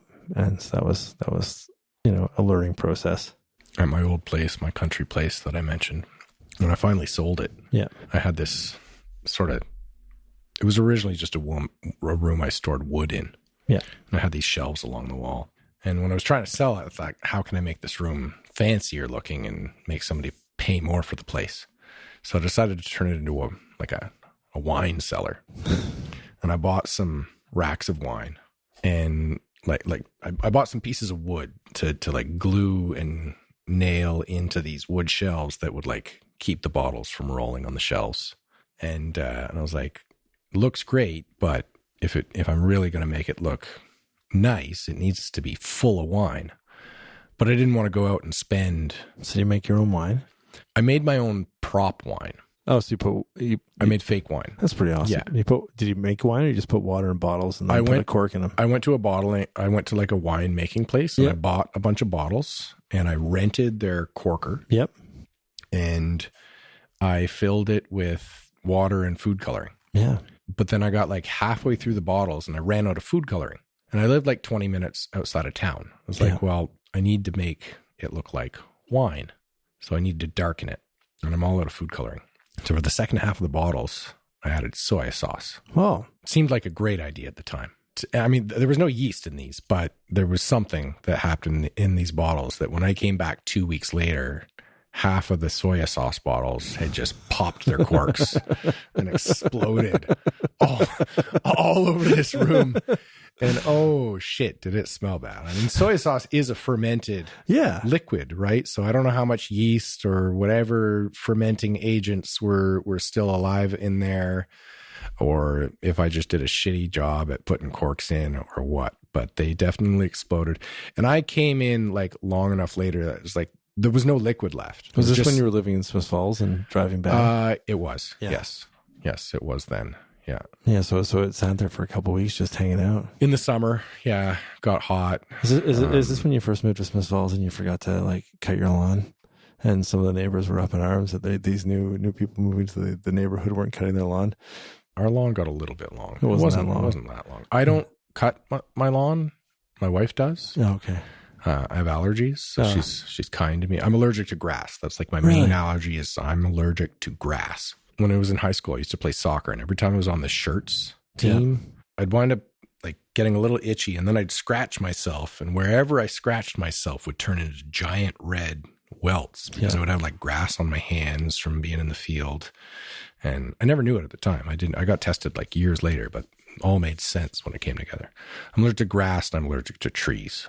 Yeah, because the first night things opened back up, we actually ended up having a date night, not necessarily together. Bowie's patio. And yeah, you were was certainly suffering. Yeah, that was peak allergy season, and I usually just hide inside. Yeah, for a good 2 weeks straight, I just hide inside. And Amber had the great idea it was like our first date in months, like with COVID, but she should have planned it inside, which was not a possibility because there was nowhere to go. Not really her fault, but she often forgets. She's a windows open kind of person. She just likes to feel the breeze flowing through the house, which I love too. Yeah. At certain times of the year, very specific times of the year, because the other times I just get wrecked. It just makes my face explode. Yeah, very allergic to grass. Don't like to cut it. Don't like to be around it. Yeah, that makes sense though. If you're going to have that reaction, other people can do that. Yeah. When Jean was pregnant, I can't remember with what child, but she was, really wanted the baby to come out. So she was mowing the lawn, and some of the neighbors thought I was a complete asshole because here I am, my wife who's 9.5 months pregnant. She's out there pushing the lawnmower, and so they think I'm an asshole. And Jean the whole time was just trying to get that baby to come out. Yeah. I get that too. No pregnancy involved, but people just see my wife doing it and they're like, man can't cut his own lawn. What's wrong with him? It's funny how kind of the gender stereotypes can assign certain roles to certain people. My wife seems fine with them. In our house, she calls things pink jobs and blue jobs. Yeah. Taking out the garbage is a blue job. That's definitely a blue job in my family too. Yeah. And just so long as I remember. Yeah, I don't always remember. I do a lot of mad dashes to the curb in the morning. Yeah, if I don't remember, I just bring it to my parents the next day again. Another joy of being 4 blocks away from my parents. Nice. Yeah. 1 day later, 4 blocks over. Perfect. Exactly. It's amazing. When I do the kid drop off, 1 block down from the kid drop off at daycare, I can just take the garbage at the same time. Yeah, I make trips to the dump. Where's the dump? GIM. Oh, okay, yeah. Yeah. I didn't know that for the first year I was here too. I was driving out to Carp. Yeah, I've been here for a little bit longer than a year, so I'm embarrassed about that. Yeah. Well, they don't advertise it that much. Well, I mean, I've had dumpsters before, but they've dropped them off at my house, and who knew that lath and plaster weighed as much as it does until you actually try to fill a whole garbage can up full of it and then try to move it. Oh, yeah. I did. I worked for 1-800-GOT-JUNK. Did you? Yeah. That must have been early on. It was 2004. Yeah. Yeah, I learned a lot about waste in that job and how much things weigh. Yeah. Different things. Although a lot of the heavy stuff winds up being cheaper to get rid of because you can dump it at a different rate. Well, I didn't know that. Yeah, dumps crave what they refer to as aggregate. Yeah. So you get metal and other stuff in it? Well, not metal. Metal's metal. Yeah. Metal you can get money for. They'll pay you for the metal because they're making money for it. And I used to I would collect metal on the side, especially copper. Copper was the money metal. But like cement and asphalt and stuff like that, stuff that will give a landfill structure and substance. Yep. They crave it. They want it. Oh, really? Yeah, because otherwise a landfill is just like paper and plastic bags and apple cores and it's porous and a whole bunch of soft places. stuff. Yep. And machinery will sink and people will sink. Like they need aggregate. They need cement. They need gravel. They need stones. They need it's funny stuff how like ignorant that. I am on all these things. Yeah. And so you can, it's like Some dumps will take it for free. If it's a good aggregate, they'll take it for free. Yeah. And then there's other places that will take like clean fill for free. Some places will take dirty fill for free. Yeah. And other places will take like cement and stuff, like really heavy stuff, really solid stuff for like $5 a ton or something stupid cheap. Yeah, you just have to get it there. Yeah. It's the regular garbage that costs you more. Oh. In the end. Although, it depends where you're going.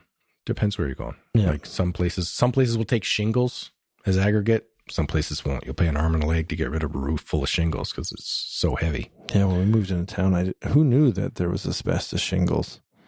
We had asbestos tile. Everybody was like, "Oh, you got a great slate roof." Yeah. Only to find out that was like cement and asbestos. Yeah, they used to make everything out of that shit. Yeah, it was magic, kind of like plastic is now, and now we're realizing that plastic isn't as wonderful as we thought 10 years ago or 20 years ago even. Microplastics everywhere. Yeah. The house I didn't buy in town had asbestos in it. Was that the one on Kensington? Yeah. Yeah. Number 33. Yeah. I assume it's out now. I don't know. I drive by that place. Like when I get the chance, I'll turn down Kensington instead of turning down Elmsley. Just out of curiosity, because I almost bought that place. But about a year after we didn't buy it, somebody moved in and there was a dumpster in the driveway and looked like a big job. Too big for us. We walked away. Well, yeah. And you're in a neighborhood now with all sorts of new people. Yeah. Yeah. Good neighborhood. We're very happy with the neighborhood. I mean, Kensington's a good neighborhood too, but it's, I mean, frankly, I don't know really what's happening in Kensington because I don't go there as often as I go. I can see your house, so I know what's happening there. Yeah. You still got your Christmas decorations up. We do. Yeah. So you like most of the changes in the town? Any changes in the town you don't like? Anything you're unhappy about? I'm not really unhappy about anything, frankly. I mean, you got to pick a lane. You said you're a curmudgeon. Well, I am a curmudgeon. Wow. I mean, originally I didn't really understand the plans for the, the parallel parking. Yeah. Now that it's actually there, I like being able to kind of pull in and not back out and hope not to hit somebody. I like that too. That's a pretty awesome feeling. You're not backing up, like sitting there kind of like crossing your fingers. Oh, shit, am I going to hit somebody today? I do that all the time because we still got the angled parking on this street, this building. And it really reminds me, like, I don't have to think about that on the other streets anymore. Now, I don't think about it as much here anyway because it's a quieter street. Yeah. Which I think was the bigger problem on that street. It's busier. I think the thing that I find that I struggle with the most is the fact, I used to be on Facebook, the old face web. Yeah. But I find it's such a negative space. Very. And people who don't get out and see what's happening kind of get down this hole where it's like I find that frustrating. Yeah. I think that is a detraction from, where the town is going because people kind of get in their minds what it should be. And then they kind of get down a rabbit hole without kind of going out and seeing what's happening or, experiencing things. It's a lot easier to kind of have these thought experiments without going out and experiencing it, kind of sitting there typing away and, getting people excited about it and other people kind of join in without kind of, I struggle with the fact that, there's less social interaction now than there was, even 10 years ago. Yeah. And where people would debate things, and now it's kind of, and I think this is across all society now. Yeah. There's no room for debate. It's, you pick a side and, and so I don't think it's just a Smiths Falls thing. I think it's ubiquitous. It's everywhere in our society now that you pick a camp and that's your camp. And that's, I think, where my comment was coming from in terms of miserable people. Yeah. It's like, it's certainly not trying to describe everybody resistant to any kind of change as a miserable person, but that subset of people that just wants to complain about it and complain about it. I don't think they're complaining about the change. That's just a vehicle for their complaints. And I agree with that. I think one of the things that we're losing is the ability to discuss, or maybe it was never there. I think it was. Yeah. I think it was totally there. I find myself mourning the death of the devil's advocate. Yeah. Well, I'm pretty center, if not center right. And I find it difficult sometimes, the left is so far right that the right is left, and that there's parallels in the lack of freedom of speech. Do I agree with different people's ideas? Generally, oftentimes I don't. Yeah. But I think it's important to have that discussion to see what their point of view is, to maybe understand like the genesis of that idea. Yeah. So that I can at least, explain to someone else, if they're not going to listen, why they came up with that idea. And maybe not even explain to somebody else, but to understand myself. Yeah. And if people aren't willing to have that discussion and just say, this is it or nothing else, it polarizes. Yeah, I see that. I see that left and right. Yeah. And for somebody like myself, I find it extremely isolating, because I find that when I interact, and if I go anywhere close to the realm of debate with people on the left, they paint me as somebody far right. Yet if I go and talk to people on the right, they would paint me as somebody far left. Yeah. Because I don't agree with either of them. Yeah. Or I might agree with either one of them in certain cases, but if we're discussing something and trying to unpack ideas, I always feel tempted to just challenge them. Yeah. I might say the opposite. And it's not because I mean it. It's not because that's where I stand. It's not the hill I want to die on. It's the button I want to push. Yeah. That is a dangerous thing. And sometimes pushing the button is, I kind of enjoy it. I do too. I love pushing buttons. And you're the asshole, and it's like, well, I didn't really mean that. I just, I thought it was, we were having a discussion, and so now I'm an asshole. That's fine, but at the end of the day, I think people have to kind of relax their points of view and listen to other people a little bit more. Yeah, I would agree with that. And again, I don't think it's something that's just in our town. I think it's across the diaspora. No, definitely not localized to this town. You're going to get your curmudgeons, people who are disappointed and frustrated everywhere. And I think that, 15 years ago, there wasn't a vehicle like Facebook, where your interactions could kind of just take you into a realm where you're suddenly with 100 people with the same viewpoint, where you're not experiencing kind of going out to a bar where you've got 10 different people with 10 different points of view, where you're having a beer and discussing it. You're just kind of, you've got other people to go down your ideology, and there's no kind of counterpoint or counterbalance to that. Well, there used to be etiquette towards like starting up a political discussion. There used to be some level of etiquette. Yeah. Back in the day, it would have been, who would like to join me for a smoke in the study and a debate on politics? Yeah. That etiquette of, this is what we're doing now. So step into the room ready to not want to punch somebody in the face the first time they say something you don't agree with. Well, I think that, and that may be a bit simplistic, because, if you were in the Lee Tavern, which I was recently, and I kind of sat there thinking, this is the time I'm going to get punched in the face just for being at a bar. But when the Rito Hotel and the Russell were open, I think, debates would end up in fisticuffs. Yeah. But there was an understanding that would happen. Right. And there was kind of, as blunt as it was a medium to get your ideas across. And, you listen, because otherwise you can have a broken nose. Yeah. And I think outside of Facebook, that's even another thing that's happened over the years, is that people aren't as afraid of getting punched in the face anymore. Well, because you don't get punched in the face. No, because you'll wind up in jail because you punched somebody in the face after they screamed in your face in a bar. In the 70s or 80s, if you were in a bar, you screamed in somebody's face and said something about their mom, you'd probably get decked. Yeah. And nobody would call the cops. And if anybody did, they'd hear the story and they'd say, well, it sounds like you had it coming. Yeah. But now you'll get thrown in jail for assault. Yeah. Or sued in civil court. Yeah. And people don't walk around with that fear anymore. And not that I'm pro-violence. Yeah. Because I'm not.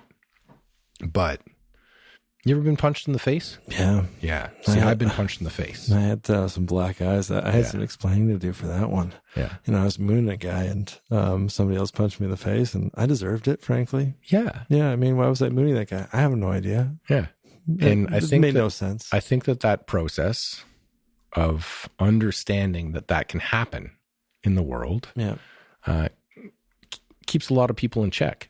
Yeah. And we've lost that. Well, and people have lost that checkpoint. Well, and the other thing is that it's easy to hide behind Facebook. It's easy to hide behind where you're never going to see somebody in person. Even if it is the shame of just being like, shit, that guy's looking at me. He knows that I fucked up. Yeah. Because I think I certainly feel that shame sometimes when I see somebody and I know that I fucked up. You kind of want to hide like in your shirt. But if you're not going outside and you're just sitting there on your computer and your cell phone and you're sending these shots off in the dark, there's no repercussions. Mm-hmm. And I think we've lost that social interaction that kind of limits our, and I don't know, I'm not a historian, but maybe somebody could say, 30 years ago, this was the same situation. I mean, you look at what's happening with Trudeau now, things being thrown at him. They're saying, well, his father faced worse than that in terms of, protests on the scene, after he, in the early 80s. So I mean, I can't contextualize what has happened in the past, but from my own kind of anecdotal experience, I would have to say that, Facebook has kind of been a polarizing, Facebook and other social media. I mean, I don't really understand the rest of social media. Yeah. I was kind of there for the advent of Facebook and I don't really use it anymore, but I think that has really kind of become a polarizing medium. I left Facebook myself. I'm back on it now. I rejoined it partway through COVID. I went back on Facebook because I was just hungry for some level of social interaction, even if it was virtual. Yeah. But I went off it. The same reasons. It's just too much polarization, too much negative. So everybody knows the score. Everybody knows that fucking bullshit on Facebook. Everybody knows it, whether they stay on Facebook or not. They know what I'm talking about. Like, I didn't have the 5,000 friends that some people do, hitting the limit, but like I had close to 1,000, like more than I'd say your average, just sort of general, I add my friends and family kind of Facebook account. Yeah. And so it's like, I'm hearing about like people's lives. It's like, I met this person at a show in San Diego 8 years ago when we chatted for 5 minutes. We wound up friends on Facebook, and somehow the algorithm, like, I'm learning about their shit, and I have not said 2 words to them since that time I met them. Yeah. I went through it. I just deleted everybody. But I mean, I'm on the Facebook, and I think I have about 1,000 people. Yeah. But I don't have the bandwidth anymore. You're busy in your own life. You're busy in your children's life. And we're in a neighborhood that we're pretty fortunate in that we can have discussions with our neighbors. Yeah. And I do appreciate that about living in a small town is, your neighbor, you appreciate who they are and where they've come from. Yeah. And you can stop and talk to people still. Yeah. I kind of go to my in-laws' place in the suburbs of Ottawa, and I don't get that feeling. Maybe it's just that, I've grown up here and I have a different understanding of, or not a different understanding, but a different comfort level. Mm-hmm. Whereas, in everybody interacts in a different way in Ottawa because they're all working in different places in the city and they come back to the same one. Whereas, I spend quite a bit of my day talking to the same people that I'm living in the same area with. I don't think it's just growing up here because I notice it. Yeah. I grew up in Ottawa, and the difference for me is, to a certain extent, you're forced into that situation in a smaller town because you interact with fewer people. Yeah. But the flip side of that, in a positive way, I think, is that it comes down to investment, right? I don't like talking to strangers personally that I'm never going to see again. Not usually. Sometimes, if they're quirky and interesting enough, I'll take on that experience, especially if I think it's going to mean a good story. Yeah. But just everyday chit chat and small talk that isn't exciting or outlandish or that kind of thing, in a big city, to me, feels like a waste of time. Yeah. Whereas, on my walk home tonight, I saw 2 podcasts ago, Jordan, who was on. I saw him on the street with his fiance, and I talked to them for 30 seconds. Yep. I wouldn't do that in Ottawa. Growing up in Ottawa, I never did that because I could do that and it might be nice, but then I'm never going to see that person again. Yeah. There's no reason to invest that time for me. Yeah. Whereas I can take that 30 seconds and that because it's with somebody I know and somebody who lives near me and somebody I know I'm probably going to see tomorrow or next week, I'm upkeeping a friendship. Yeah. Well, and the other thing is you're sharing an experience, right? Mm-hmm. You're moving forward in life with these people, and what's the point of being an asshole to them? Because, at the end of the day, it's nice to have that, again, going back to the comfort of knowing who you're around and like understanding that you're enjoying or experiencing a similar thing at the same time, and that you guys have different points that are in common together, so that you have different talking points and a shared experience again.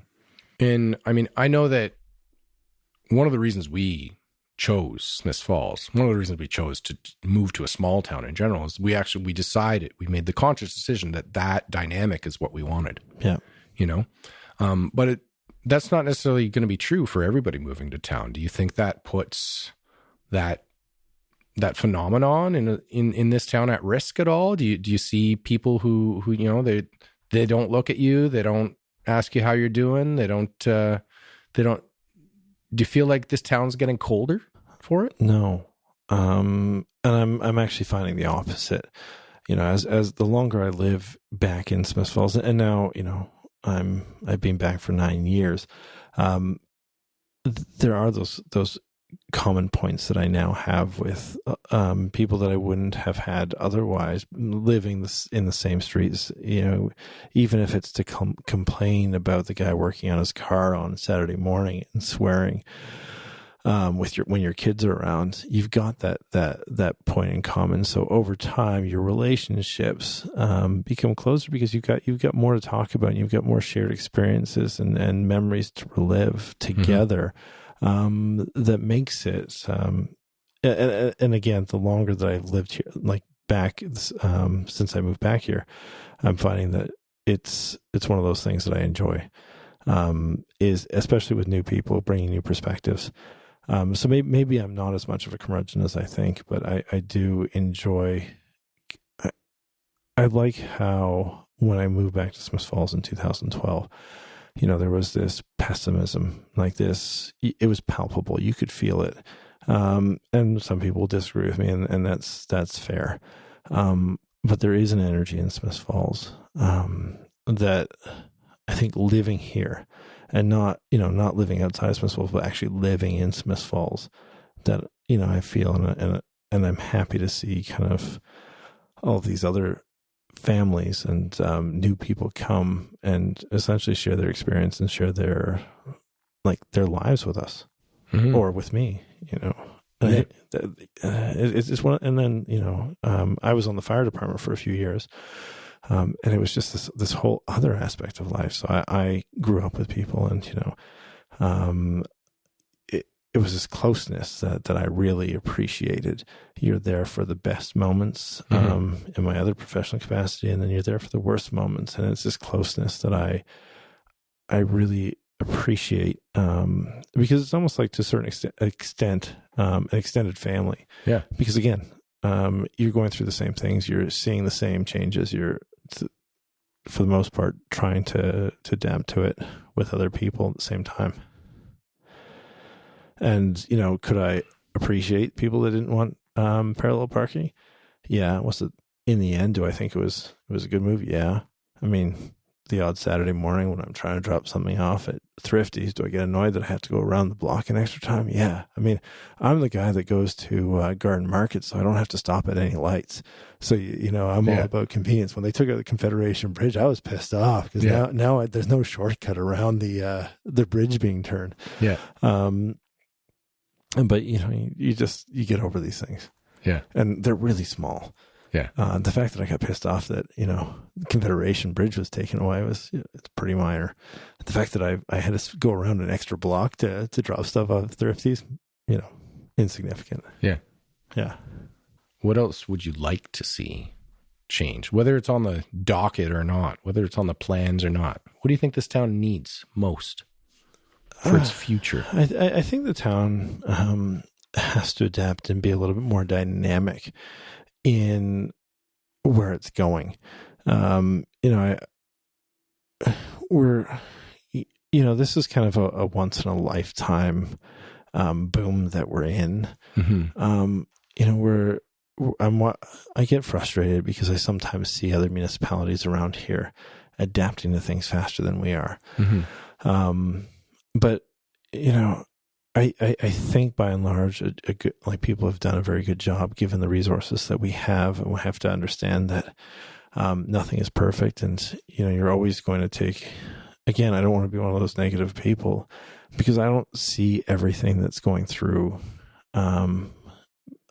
people's desks. Mm-hmm. I see from my perspective, and my perspective is very limited. A very limited insight into what other people are going through. I think the coolest thing is just this kind of renewal. Again, this kind of not expression of hope, but feeling of hope. Mm-hmm. That I'm really enjoying, and this kind of renewed sense of community. And I hope that this continues. And I know that there's going to be more bumps on the road in my life. I mean, I think you and I are the same generation. We've been very fortunate in that, we've only had some very minor downturns. Mm-hmm. We will have those. And I think it's important that when they come, the bigger downturns, that we still remain a community, and that we don't become fractious and fight over small differences when we should just kind of rally together and stay together. Yeah. I think that this town, that communities, even as much as some people don't disagree, what unites them is that, whether they're pro angled parking or anti Confederation Bridge closing or whatever the issue is at hand, and whatever side you fall on it, the common ground is that you care about the town. Yeah. I think that's one important thing people can remind themselves of. Is like, we're just, we may not necessarily agree with this plan or that plan, but we're both people who want the town to do as well as possible from a community-driven standpoint. Yeah. And so that's not even the issue to me, because things will sort themselves out in terms of those. People will realize, oh yeah, it wasn't that big a deal. I had to drive around the block. What, we're doing so well in this town that the parking spots are full in front of the shops that people are shopping in, and that's paying people's wages. And so if I have to take 15 seconds longer to walk a parking spot and walk half a block further, that's good for my health anyway, then so be it. But I think the bigger threat to me is that, as you mentioned, like in terms of a trajectory and adapting to change, is I often feel like we don't necessarily have that much of a plan in this town. Yeah, I think that may be true about municipalities in general. Every 4 years a new group is elected, and there are changes that are significant in the direction every 4 years. I mean, there's no, 4 years ago, there was not going, like, they were keeping angled parking. Mm-hmm. 3 years ago, they weren't. Yeah. I think the other thing is, there is no common direction, because you have these oscillations between points of view every kind of 4 years that maybe in the past stayed more in line. But I mean, there was periods of inaction for 20 or 30 years mm-hmm. where things didn't advance, but that wasn't emblematic of just Smith Falls. I mean, it was emblematic of kind of the economy as a whole. Yeah, and like you said, we're at this point where it's a once in a lifetime chance, right?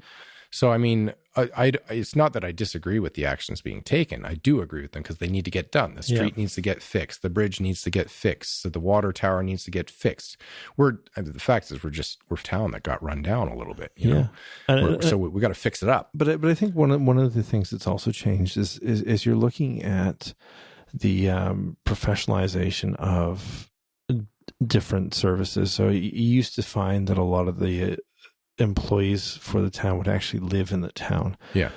And I think that's true to a certain extent still, but you see a lot of the people that may not be invested in the town because they don't live here. And, you know, once they've retired, they're not coming back. Yeah. You know, I live and work here.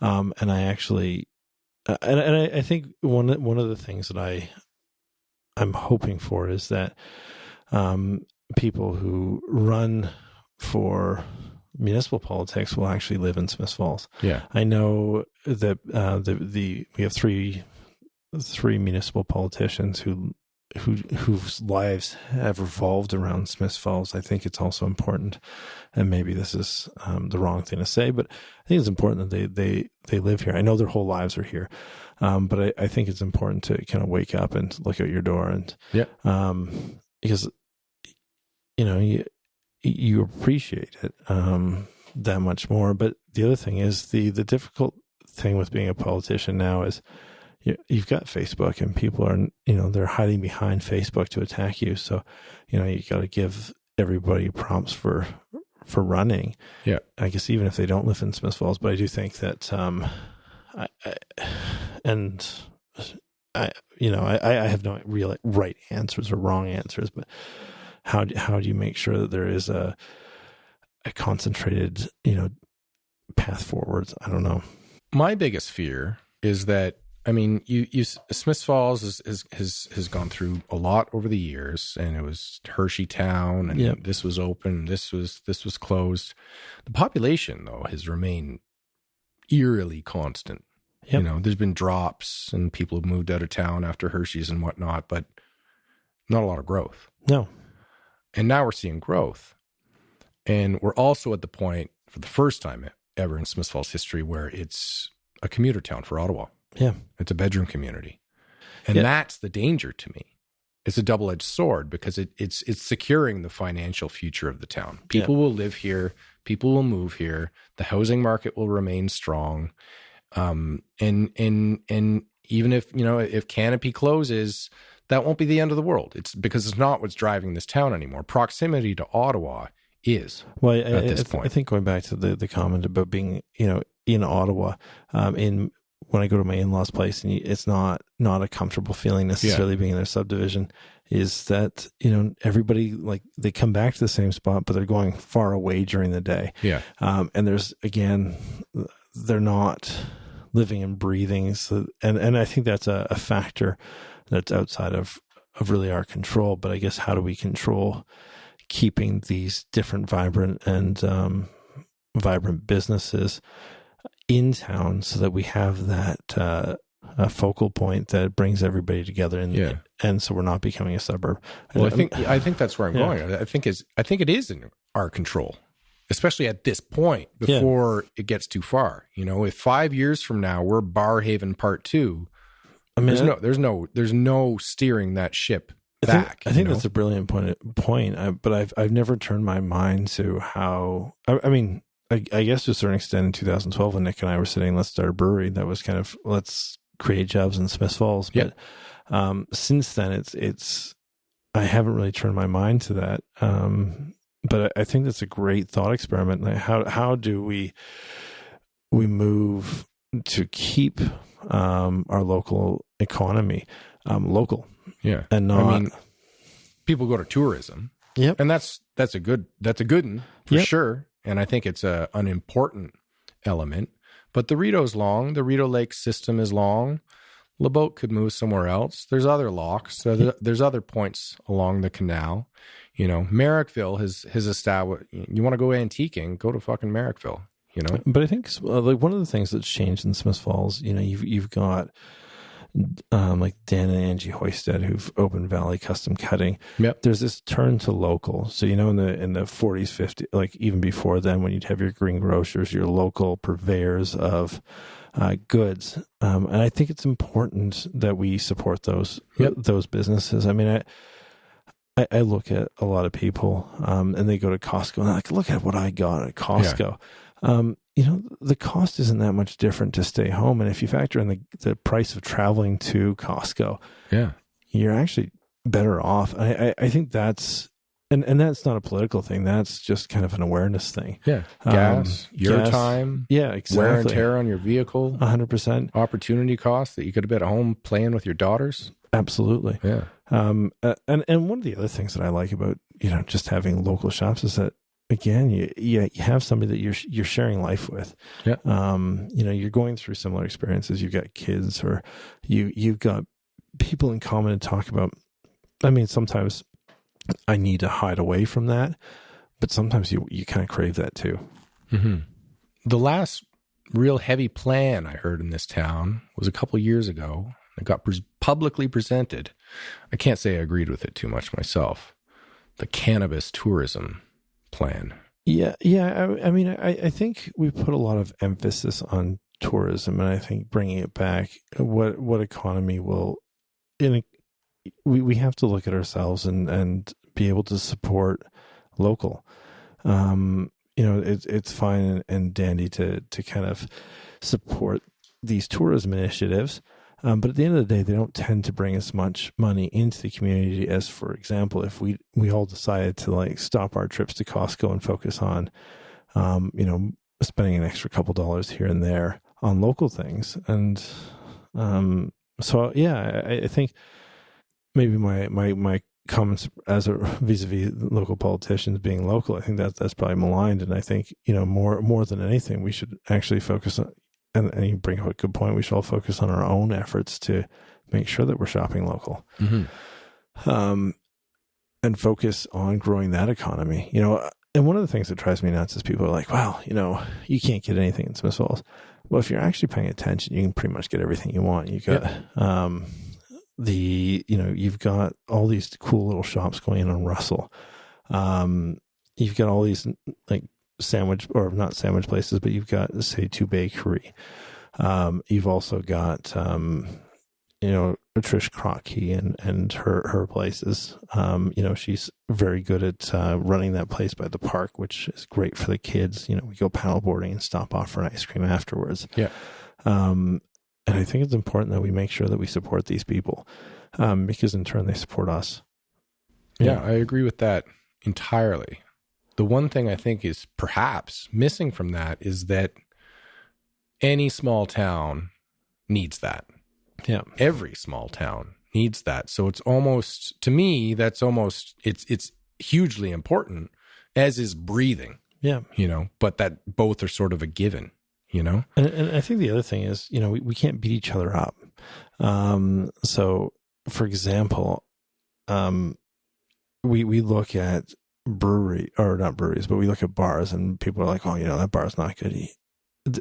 It may not be good for you, but it's good for somebody else. We have to be more positive about our local space and supportive of other people. It may not be necessarily what we want to do, but let's not shit talk that. Let's kind of, give them their space. Yeah. I think there's a lot of power in just being able to say, that ain't my thing. Yeah. But if it's your thing, that's where you should go. Yeah, absolutely. That's the place you want to go if that's your thing. Ain't my thing, but go there if it's your thing. But even beyond that, I feel like the icing on the cake, this is just me pontificating. Yeah. But I feel like the icing on the cake is perhaps establishing a cultural identity for a town. Yeah. Stratford's got it made with theater. You want theater, you go to fucking Stratford, Yeah, I mean, I think one of the coolest things that's happened the last couple of years is Bowie's. Mm-hmm. The other thing is having a space, and not because it's you and Amber, but having this a space for my kids to learn music. I mean, when I was taking music lessons as kind of a 4-year-old, I was learning how to play piano, and I hated it.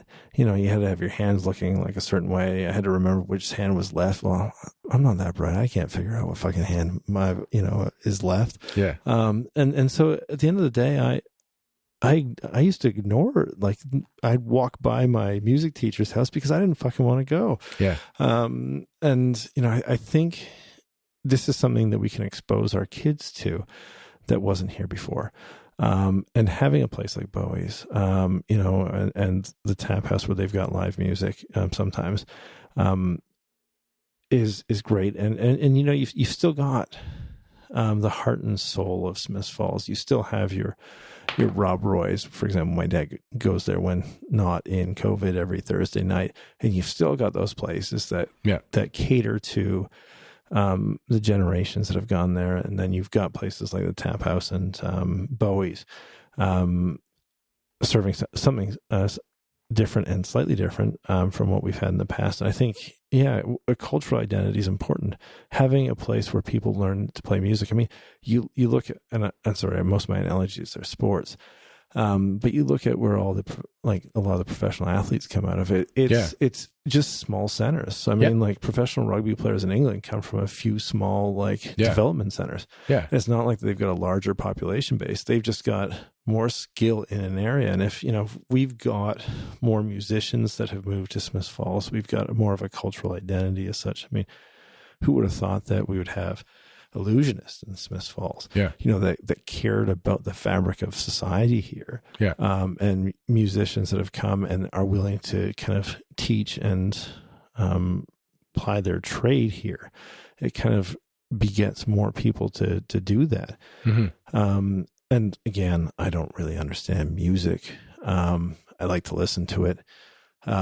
But it's important that there's a skill set that maybe my kids have, that I can't teach them because I don't have that skill set and I didn't learn it because I was walking by that house on Glen Avenue when I was 4 years old because I didn't want to hold my hands a certain way and I couldn't remember which hand was fucking left. Yeah.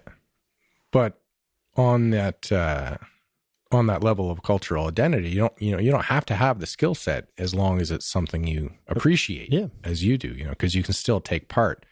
Any industry needs its providers and its consumers. Yeah, and I think one thing that I didn't have growing up was that we didn't have a theater. The theater was the advent of a couple diligent people who wanted to bring that aspect of life from the city to a small town.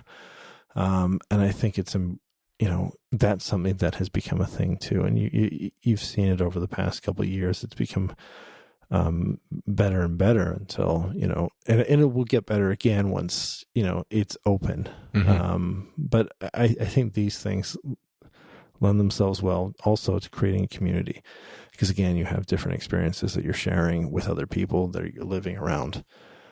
Even if people are living in Ottawa, they're coming back to doing the same activities and they've got another point of contact other than passing each other in the grocery store. Yeah. I saw that guy at the theater. I'll say hi. I saw him at the bar. A couple times. I'll say hi again. Yeah. So. See, I like the points you're making because that would be my plan. That would be my plan. If it were my job, which it's not, and I'm biased obviously because I'm a musician. Yeah. But I would aim to make this a music town. Yeah. See, I'm not a musician, and one of the things that I wanted to do, and I probably will turn my mind to it later, is I would like to start a rowing club. Yeah. Because I'm passionate about rowing. I love the sport. I love the competition. But I mean, maybe in my lifetime, I will, it would depends on what my kids are interested in. If they're interested in music, I'll probably get more interested in music. If they're interested in swimming, I'll get more interested in swimming. I think right now it's kind of, for me, it's changing, it's not so much about me as it is about my kids now. Yep. And making sure that they have tools and I think I had a lot of tools. But Smiths Falls growing up was a very hockey oriented town. Mm-hmm. Do I like hockey? I love hockey. But it had a time and its place. And I think, as much as I like to skate, there's other things that I'd rather do. Mm-hmm. And I think that changing, to a certain extent, Smiths Falls is changing away from that into kind of a more varied environment in terms of not only sports, it's also, the arts. Mm-hmm. I think music could work. Yeah, I think it'd work, frankly. I don't mean to be shitting on whoever came up with the cannabis plan, but I think it'd work a lot better than the cannabis plan. I think so. I mean, you have what is it in Wakefield? You've got the black sheep. The black sheep. I mean, it's a focal point of people going to a certain place. Yep. I think we're doing that to a certain extent. I mean, this summer I went and I saw your wife Amber play. Mm-hmm. I can't remember the girl's name. She was a terrific talent. Matt and Grace. Yes, her. And I was kind of blown away. A couple of years ago, I was sitting in Bowie's and I had spent the afternoon eating, I think, olives and a charcuterie with some random guy, and his name ended up being Tiz McNamara. Yeah. And he opens his mouth and you're like, shit, this is fucking incredible. This can't be Smiths Falls. Yeah. And suddenly you're like, I never would have been exposed to that. But for the fact that I was like, shit, I'll come and watch whoever this is. My neighbor is playing first. And then when he started playing, I was like, holy shit, this guy's incredible. Yeah. And then Madden Grace. Yeah. When she was playing, I was like, fuck, she's coming from town. Like this is mind blowing. Yeah. And then you're kind of like, oh, cool. I know her father, her mother. I went to school with her mother. Her father was a couple years older. Her uncle is, a close family friend. He sits across the aisle from us in our little church. So it's, it's this, warming feeling that somebody is kind of doing something that's kind of awesome. Yeah. I think music's the ticket for this town. Myself, like I said, I'm biased, but I drive through Perth. Yeah. And one thing we always see, like, I love Perth. My grandma lives in Perth. My still living grandmother, 95, lives in Perth. And so I'm there a fair amount, and I drive through Perth to get to my cottage. And we considered moving to Perth, but the prices were a little higher than we wanted to pay before we came to Smiths Falls. One thing we always notice, how like the amount of shops, the amount of people bustling downtown. Yeah. There's gift shops, there's clothing shops, there's diners, there's art galleries, there's you name it. And the downtown core is really nice. It is really, really nice. They've done a great job of keeping that up. For us to try and get there, I'm not saying it's impossible, but we're still fixing the roads, we're still fixing the bridges, we're still fixing the parking. Comparatively, the town's a little run down. Yep. It's been a blue collar town for a long time, but music doesn't give a shit about that. But I think music thrives in those towns. Hamilton. But I think one of the cool things is the grit. It kind of adds to that, yeah, that's what I'm saying. Yeah. Gritty towns are music towns. Winnipeg, Detroit, New York, gritty towns love music. Where you experience everything. Yeah. Yeah. I mean, I think one of the blessings that I had was, I went to Duncan J. School growing up. And my life experience or my social construct was very different from, and I'm not trying to be a douchebag, but my social construct was very different from a lot of the people that I was sitting in class with. Yeah. But I was very fortunate to have that opportunity to grow up with that, as opposed to some school in suburbia in Ottawa where everybody's from, double income families, mm-hmm. Same backgrounds, same direction. Because you get to the point where you understand that not everybody has the same opportunity you do. And you grow up and knowing that you're blessed because of who your parents are and what they've done, not necessarily what you've done. And I think that's one of the fortunate things that we have. And one of the nice things about Smiths Falls is everybody's equal, mm-hmm. or at least I think so. Maybe I'm wrong, and people will tell me that, and that's fine. But I think that everybody's not afraid to talk to each other, and there is no kind of social stigma in terms of stratification of society. I would agree with that, at least for the most part. Yeah, that's what I see. Again, I could be wrong, and somebody's welcome to point that out to me, and I'll listen. Yeah, I mean, I'm happy for somebody to tell me I'm wrong, because I probably am wrong. Mm-hmm. It's funny when you kind of go to university and you're like, the smartest people I know in my class, they may be the smartest person in class, but they suck at life. Mm-hmm. And then you come to a small town and then you realize that the smartest people are the people that know what they're doing and have a direction. And I always find that fascinating, seeing people who've done incredibly well because they understand things. They may not be as book smart as some of those people I saw in class, but they're more brilliant than anybody else appreciates. Direction's important, for sure. That's why I brought up the previous point about the town. Sometimes I wonder about the direction of this town, where it's going to go. We don't.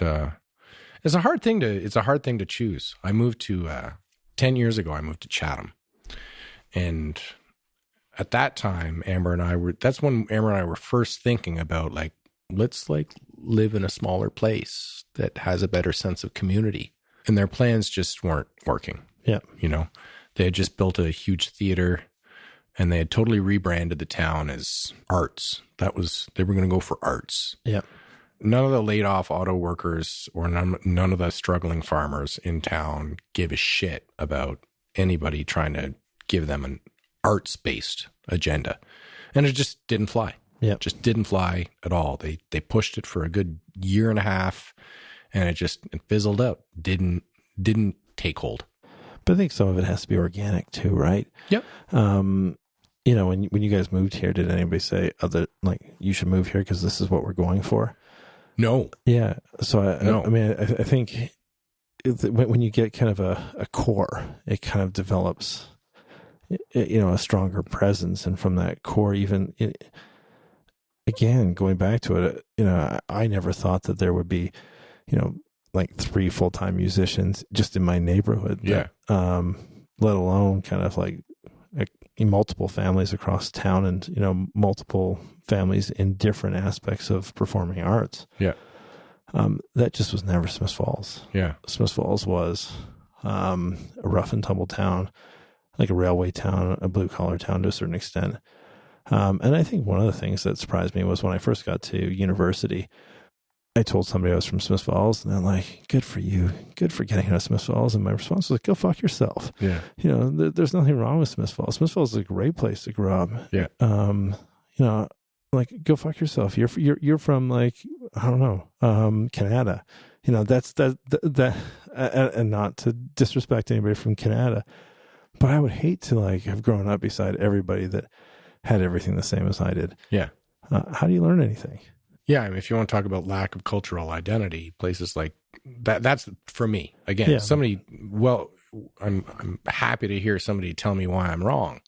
I did 2 years of my growing up in Canada. Now and I think back then it had more of an identity because it hadn't exploded yet. Yeah. They hadn't built the Corel Center yet, as it was called when they first built. No, what was it Palladium. called? The Palladium. The Palladium. I had a Palladium jean jacket. You could spend $10,000 and buy the P from the Palladium. Yeah. Yeah. But I went to Stittsville Public School and lived on the outskirts of Canada on Fernbank Road, which is now just a giant development. Yeah. But Barhaven and just those suburbs. I mean, I lived in a few different suburbs and nice places to grow up. But in terms of they're not challenging. You're not learning something from somebody else's, life experiences that aren't the same as your own. And I think that the problem that I don't want to come across as is kind of a dickhead, but I'm very fortunate to have grown up in this town. Mm-hmm. And I think a lot of people are very fortunate. My sister, who works for the UN, is very fortunate because she's grown up in a town where she's able to identify with everybody, and in a professional capacity, she can identify with people from every walk of life, which is important. And there's that common, ease with everybody that, it doesn't matter if the person is wealthy or poor. It doesn't matter to you. Mm-hmm. I think that's a very important thing that people from Smiths Falls have had. And, you look at a lot of the people who've done well from Smiths Falls. We have a guy that is an animator with Disney who's got his PhD living in Zurich. His name is Derek Bradley. And I mean, he wouldn't have necessarily had these opportunities had he not lived here and had the the attention that he got based on what he wanted to do. So if you were trying to convince somebody to move to Smiths Falls and you had 30 seconds to do it, what would you tell them? See, I usually do a shitty job at this because, I was on the doctor recruitment thing. And I was like, come on, you want to. It's a place that's going to be home. It's not going to be a house. It's going to be home. It's where you live, where you will experience like your life. You will bring up your children, if that's something you want to do, with people that may not be like-minded, but they will be there for you and they will make sure that you're okay. And I think to a certain extent, you'll be part of their lives and part of their community. But again, when I'm trying to recruit people to move to Smiths Falls, I trip over my tongue and do a shitty job trying to get them to move here. So I think it's best to let the town speak for itself. Well, I think you did an okay job of it there. And maybe we've covered this already, but what do you think the people in the town now need to do to make sure that what you just said stays true? I think we have to focus on being there for each other. And if, supporting like people like Dan Angie, Hoisted, Trish Crockey, Amy Rensby, local businesses that contribute enormously to our local economy, that we're, Bowie's, the Tap House, that we allow these businesses to grow and flourish, as opposed to saying, well, shit, let's go into Ottawa and eat at a chain restaurant like Montana's. Let's actually go to Chuckles Jack and enjoy that. See what that's like. Before we take this step and go into city, and it's great. Let's do that too, but also be cognizant of the people that you're supporting are the people that your kids are going to go to school with, that you are going to smile at when you're at the grocery store, that you're going to have these shared common experiences that, again, allow your community to be more like family. So, and I think that's something that we have to focus on. The Smiths Falls family. Yeah. Like make it happen. Maybe that's our marketing plan for the town. Yeah. Come here and raise your family. Yeah. Great place to grow up. It is. That's one of the reasons I came. I love the fact that my son can run around the neighborhood and ring doorbells. Yeah. Yeah. And there are a ton of young kids in our area. But the other thing is, we're fortunate to have great teaching staff. I look at this staff at Duncan J and how loving and caring they are to the kids. My daughter split her eye open. And, when I saw the teacher looking at my daughter and, how she cared for her, and kind of the love and the appreciation that I had for that lady in that moment, it kind of made everything okay. Your daughter's like bleeding and she's going to have a scar, which will, but it's not mine or not major. And, I loved that moment. That was a moment that, I was like, this is the reason I moved back. And I'm so glad I did. Mm-hmm. Yeah. Well, thanks for coming out. Thanks for having me. This was fun. We're going to wrap it up. Okay. I think that's a good note Done. To end it on. No, thanks for having me. Yeah. Thanks for coming out. Andrew Howard, everybody. And that was my chat with Mr. Andrew Howard. And what a pleasure it was to sit down and get a slice of his time like that, because Andrew has been my lawyer, my neighbor, and my friend for a while now, but he's so busy that it's very rare that I get to get a slice of his time like that and get to chat with him. That's the longest I've ever talked to him. So I milked it for all it was worth. That was a good one. Thanks for staying with us there, folks. It's so good to have you here with us and getting to know people from the town, getting to know me, and I'd like to get to know you too. So check us out on social media. We got a Facebook, we got an Instagram. Check us out on our website, sfon.ca. And thanks again to our sponsors for supporting the show. We've had many good sponsors over our 7 episodes so far. Big shout out to this episode's sponsors again, northwoodmusic.ca. Go check out a local record label, folks, northwoodmusic.ca. And go down to the Arts Hub, 14 Main Street West, right beside Lotus House, best Chinese food in town. So go down to the Arts Hub, get some art, and go get some Chinese food on your way out. Support local, folks. Support local, not just with your wallets, but with your hearts. I'm Matt Connell, and this was Smiths Falls On. See you next time.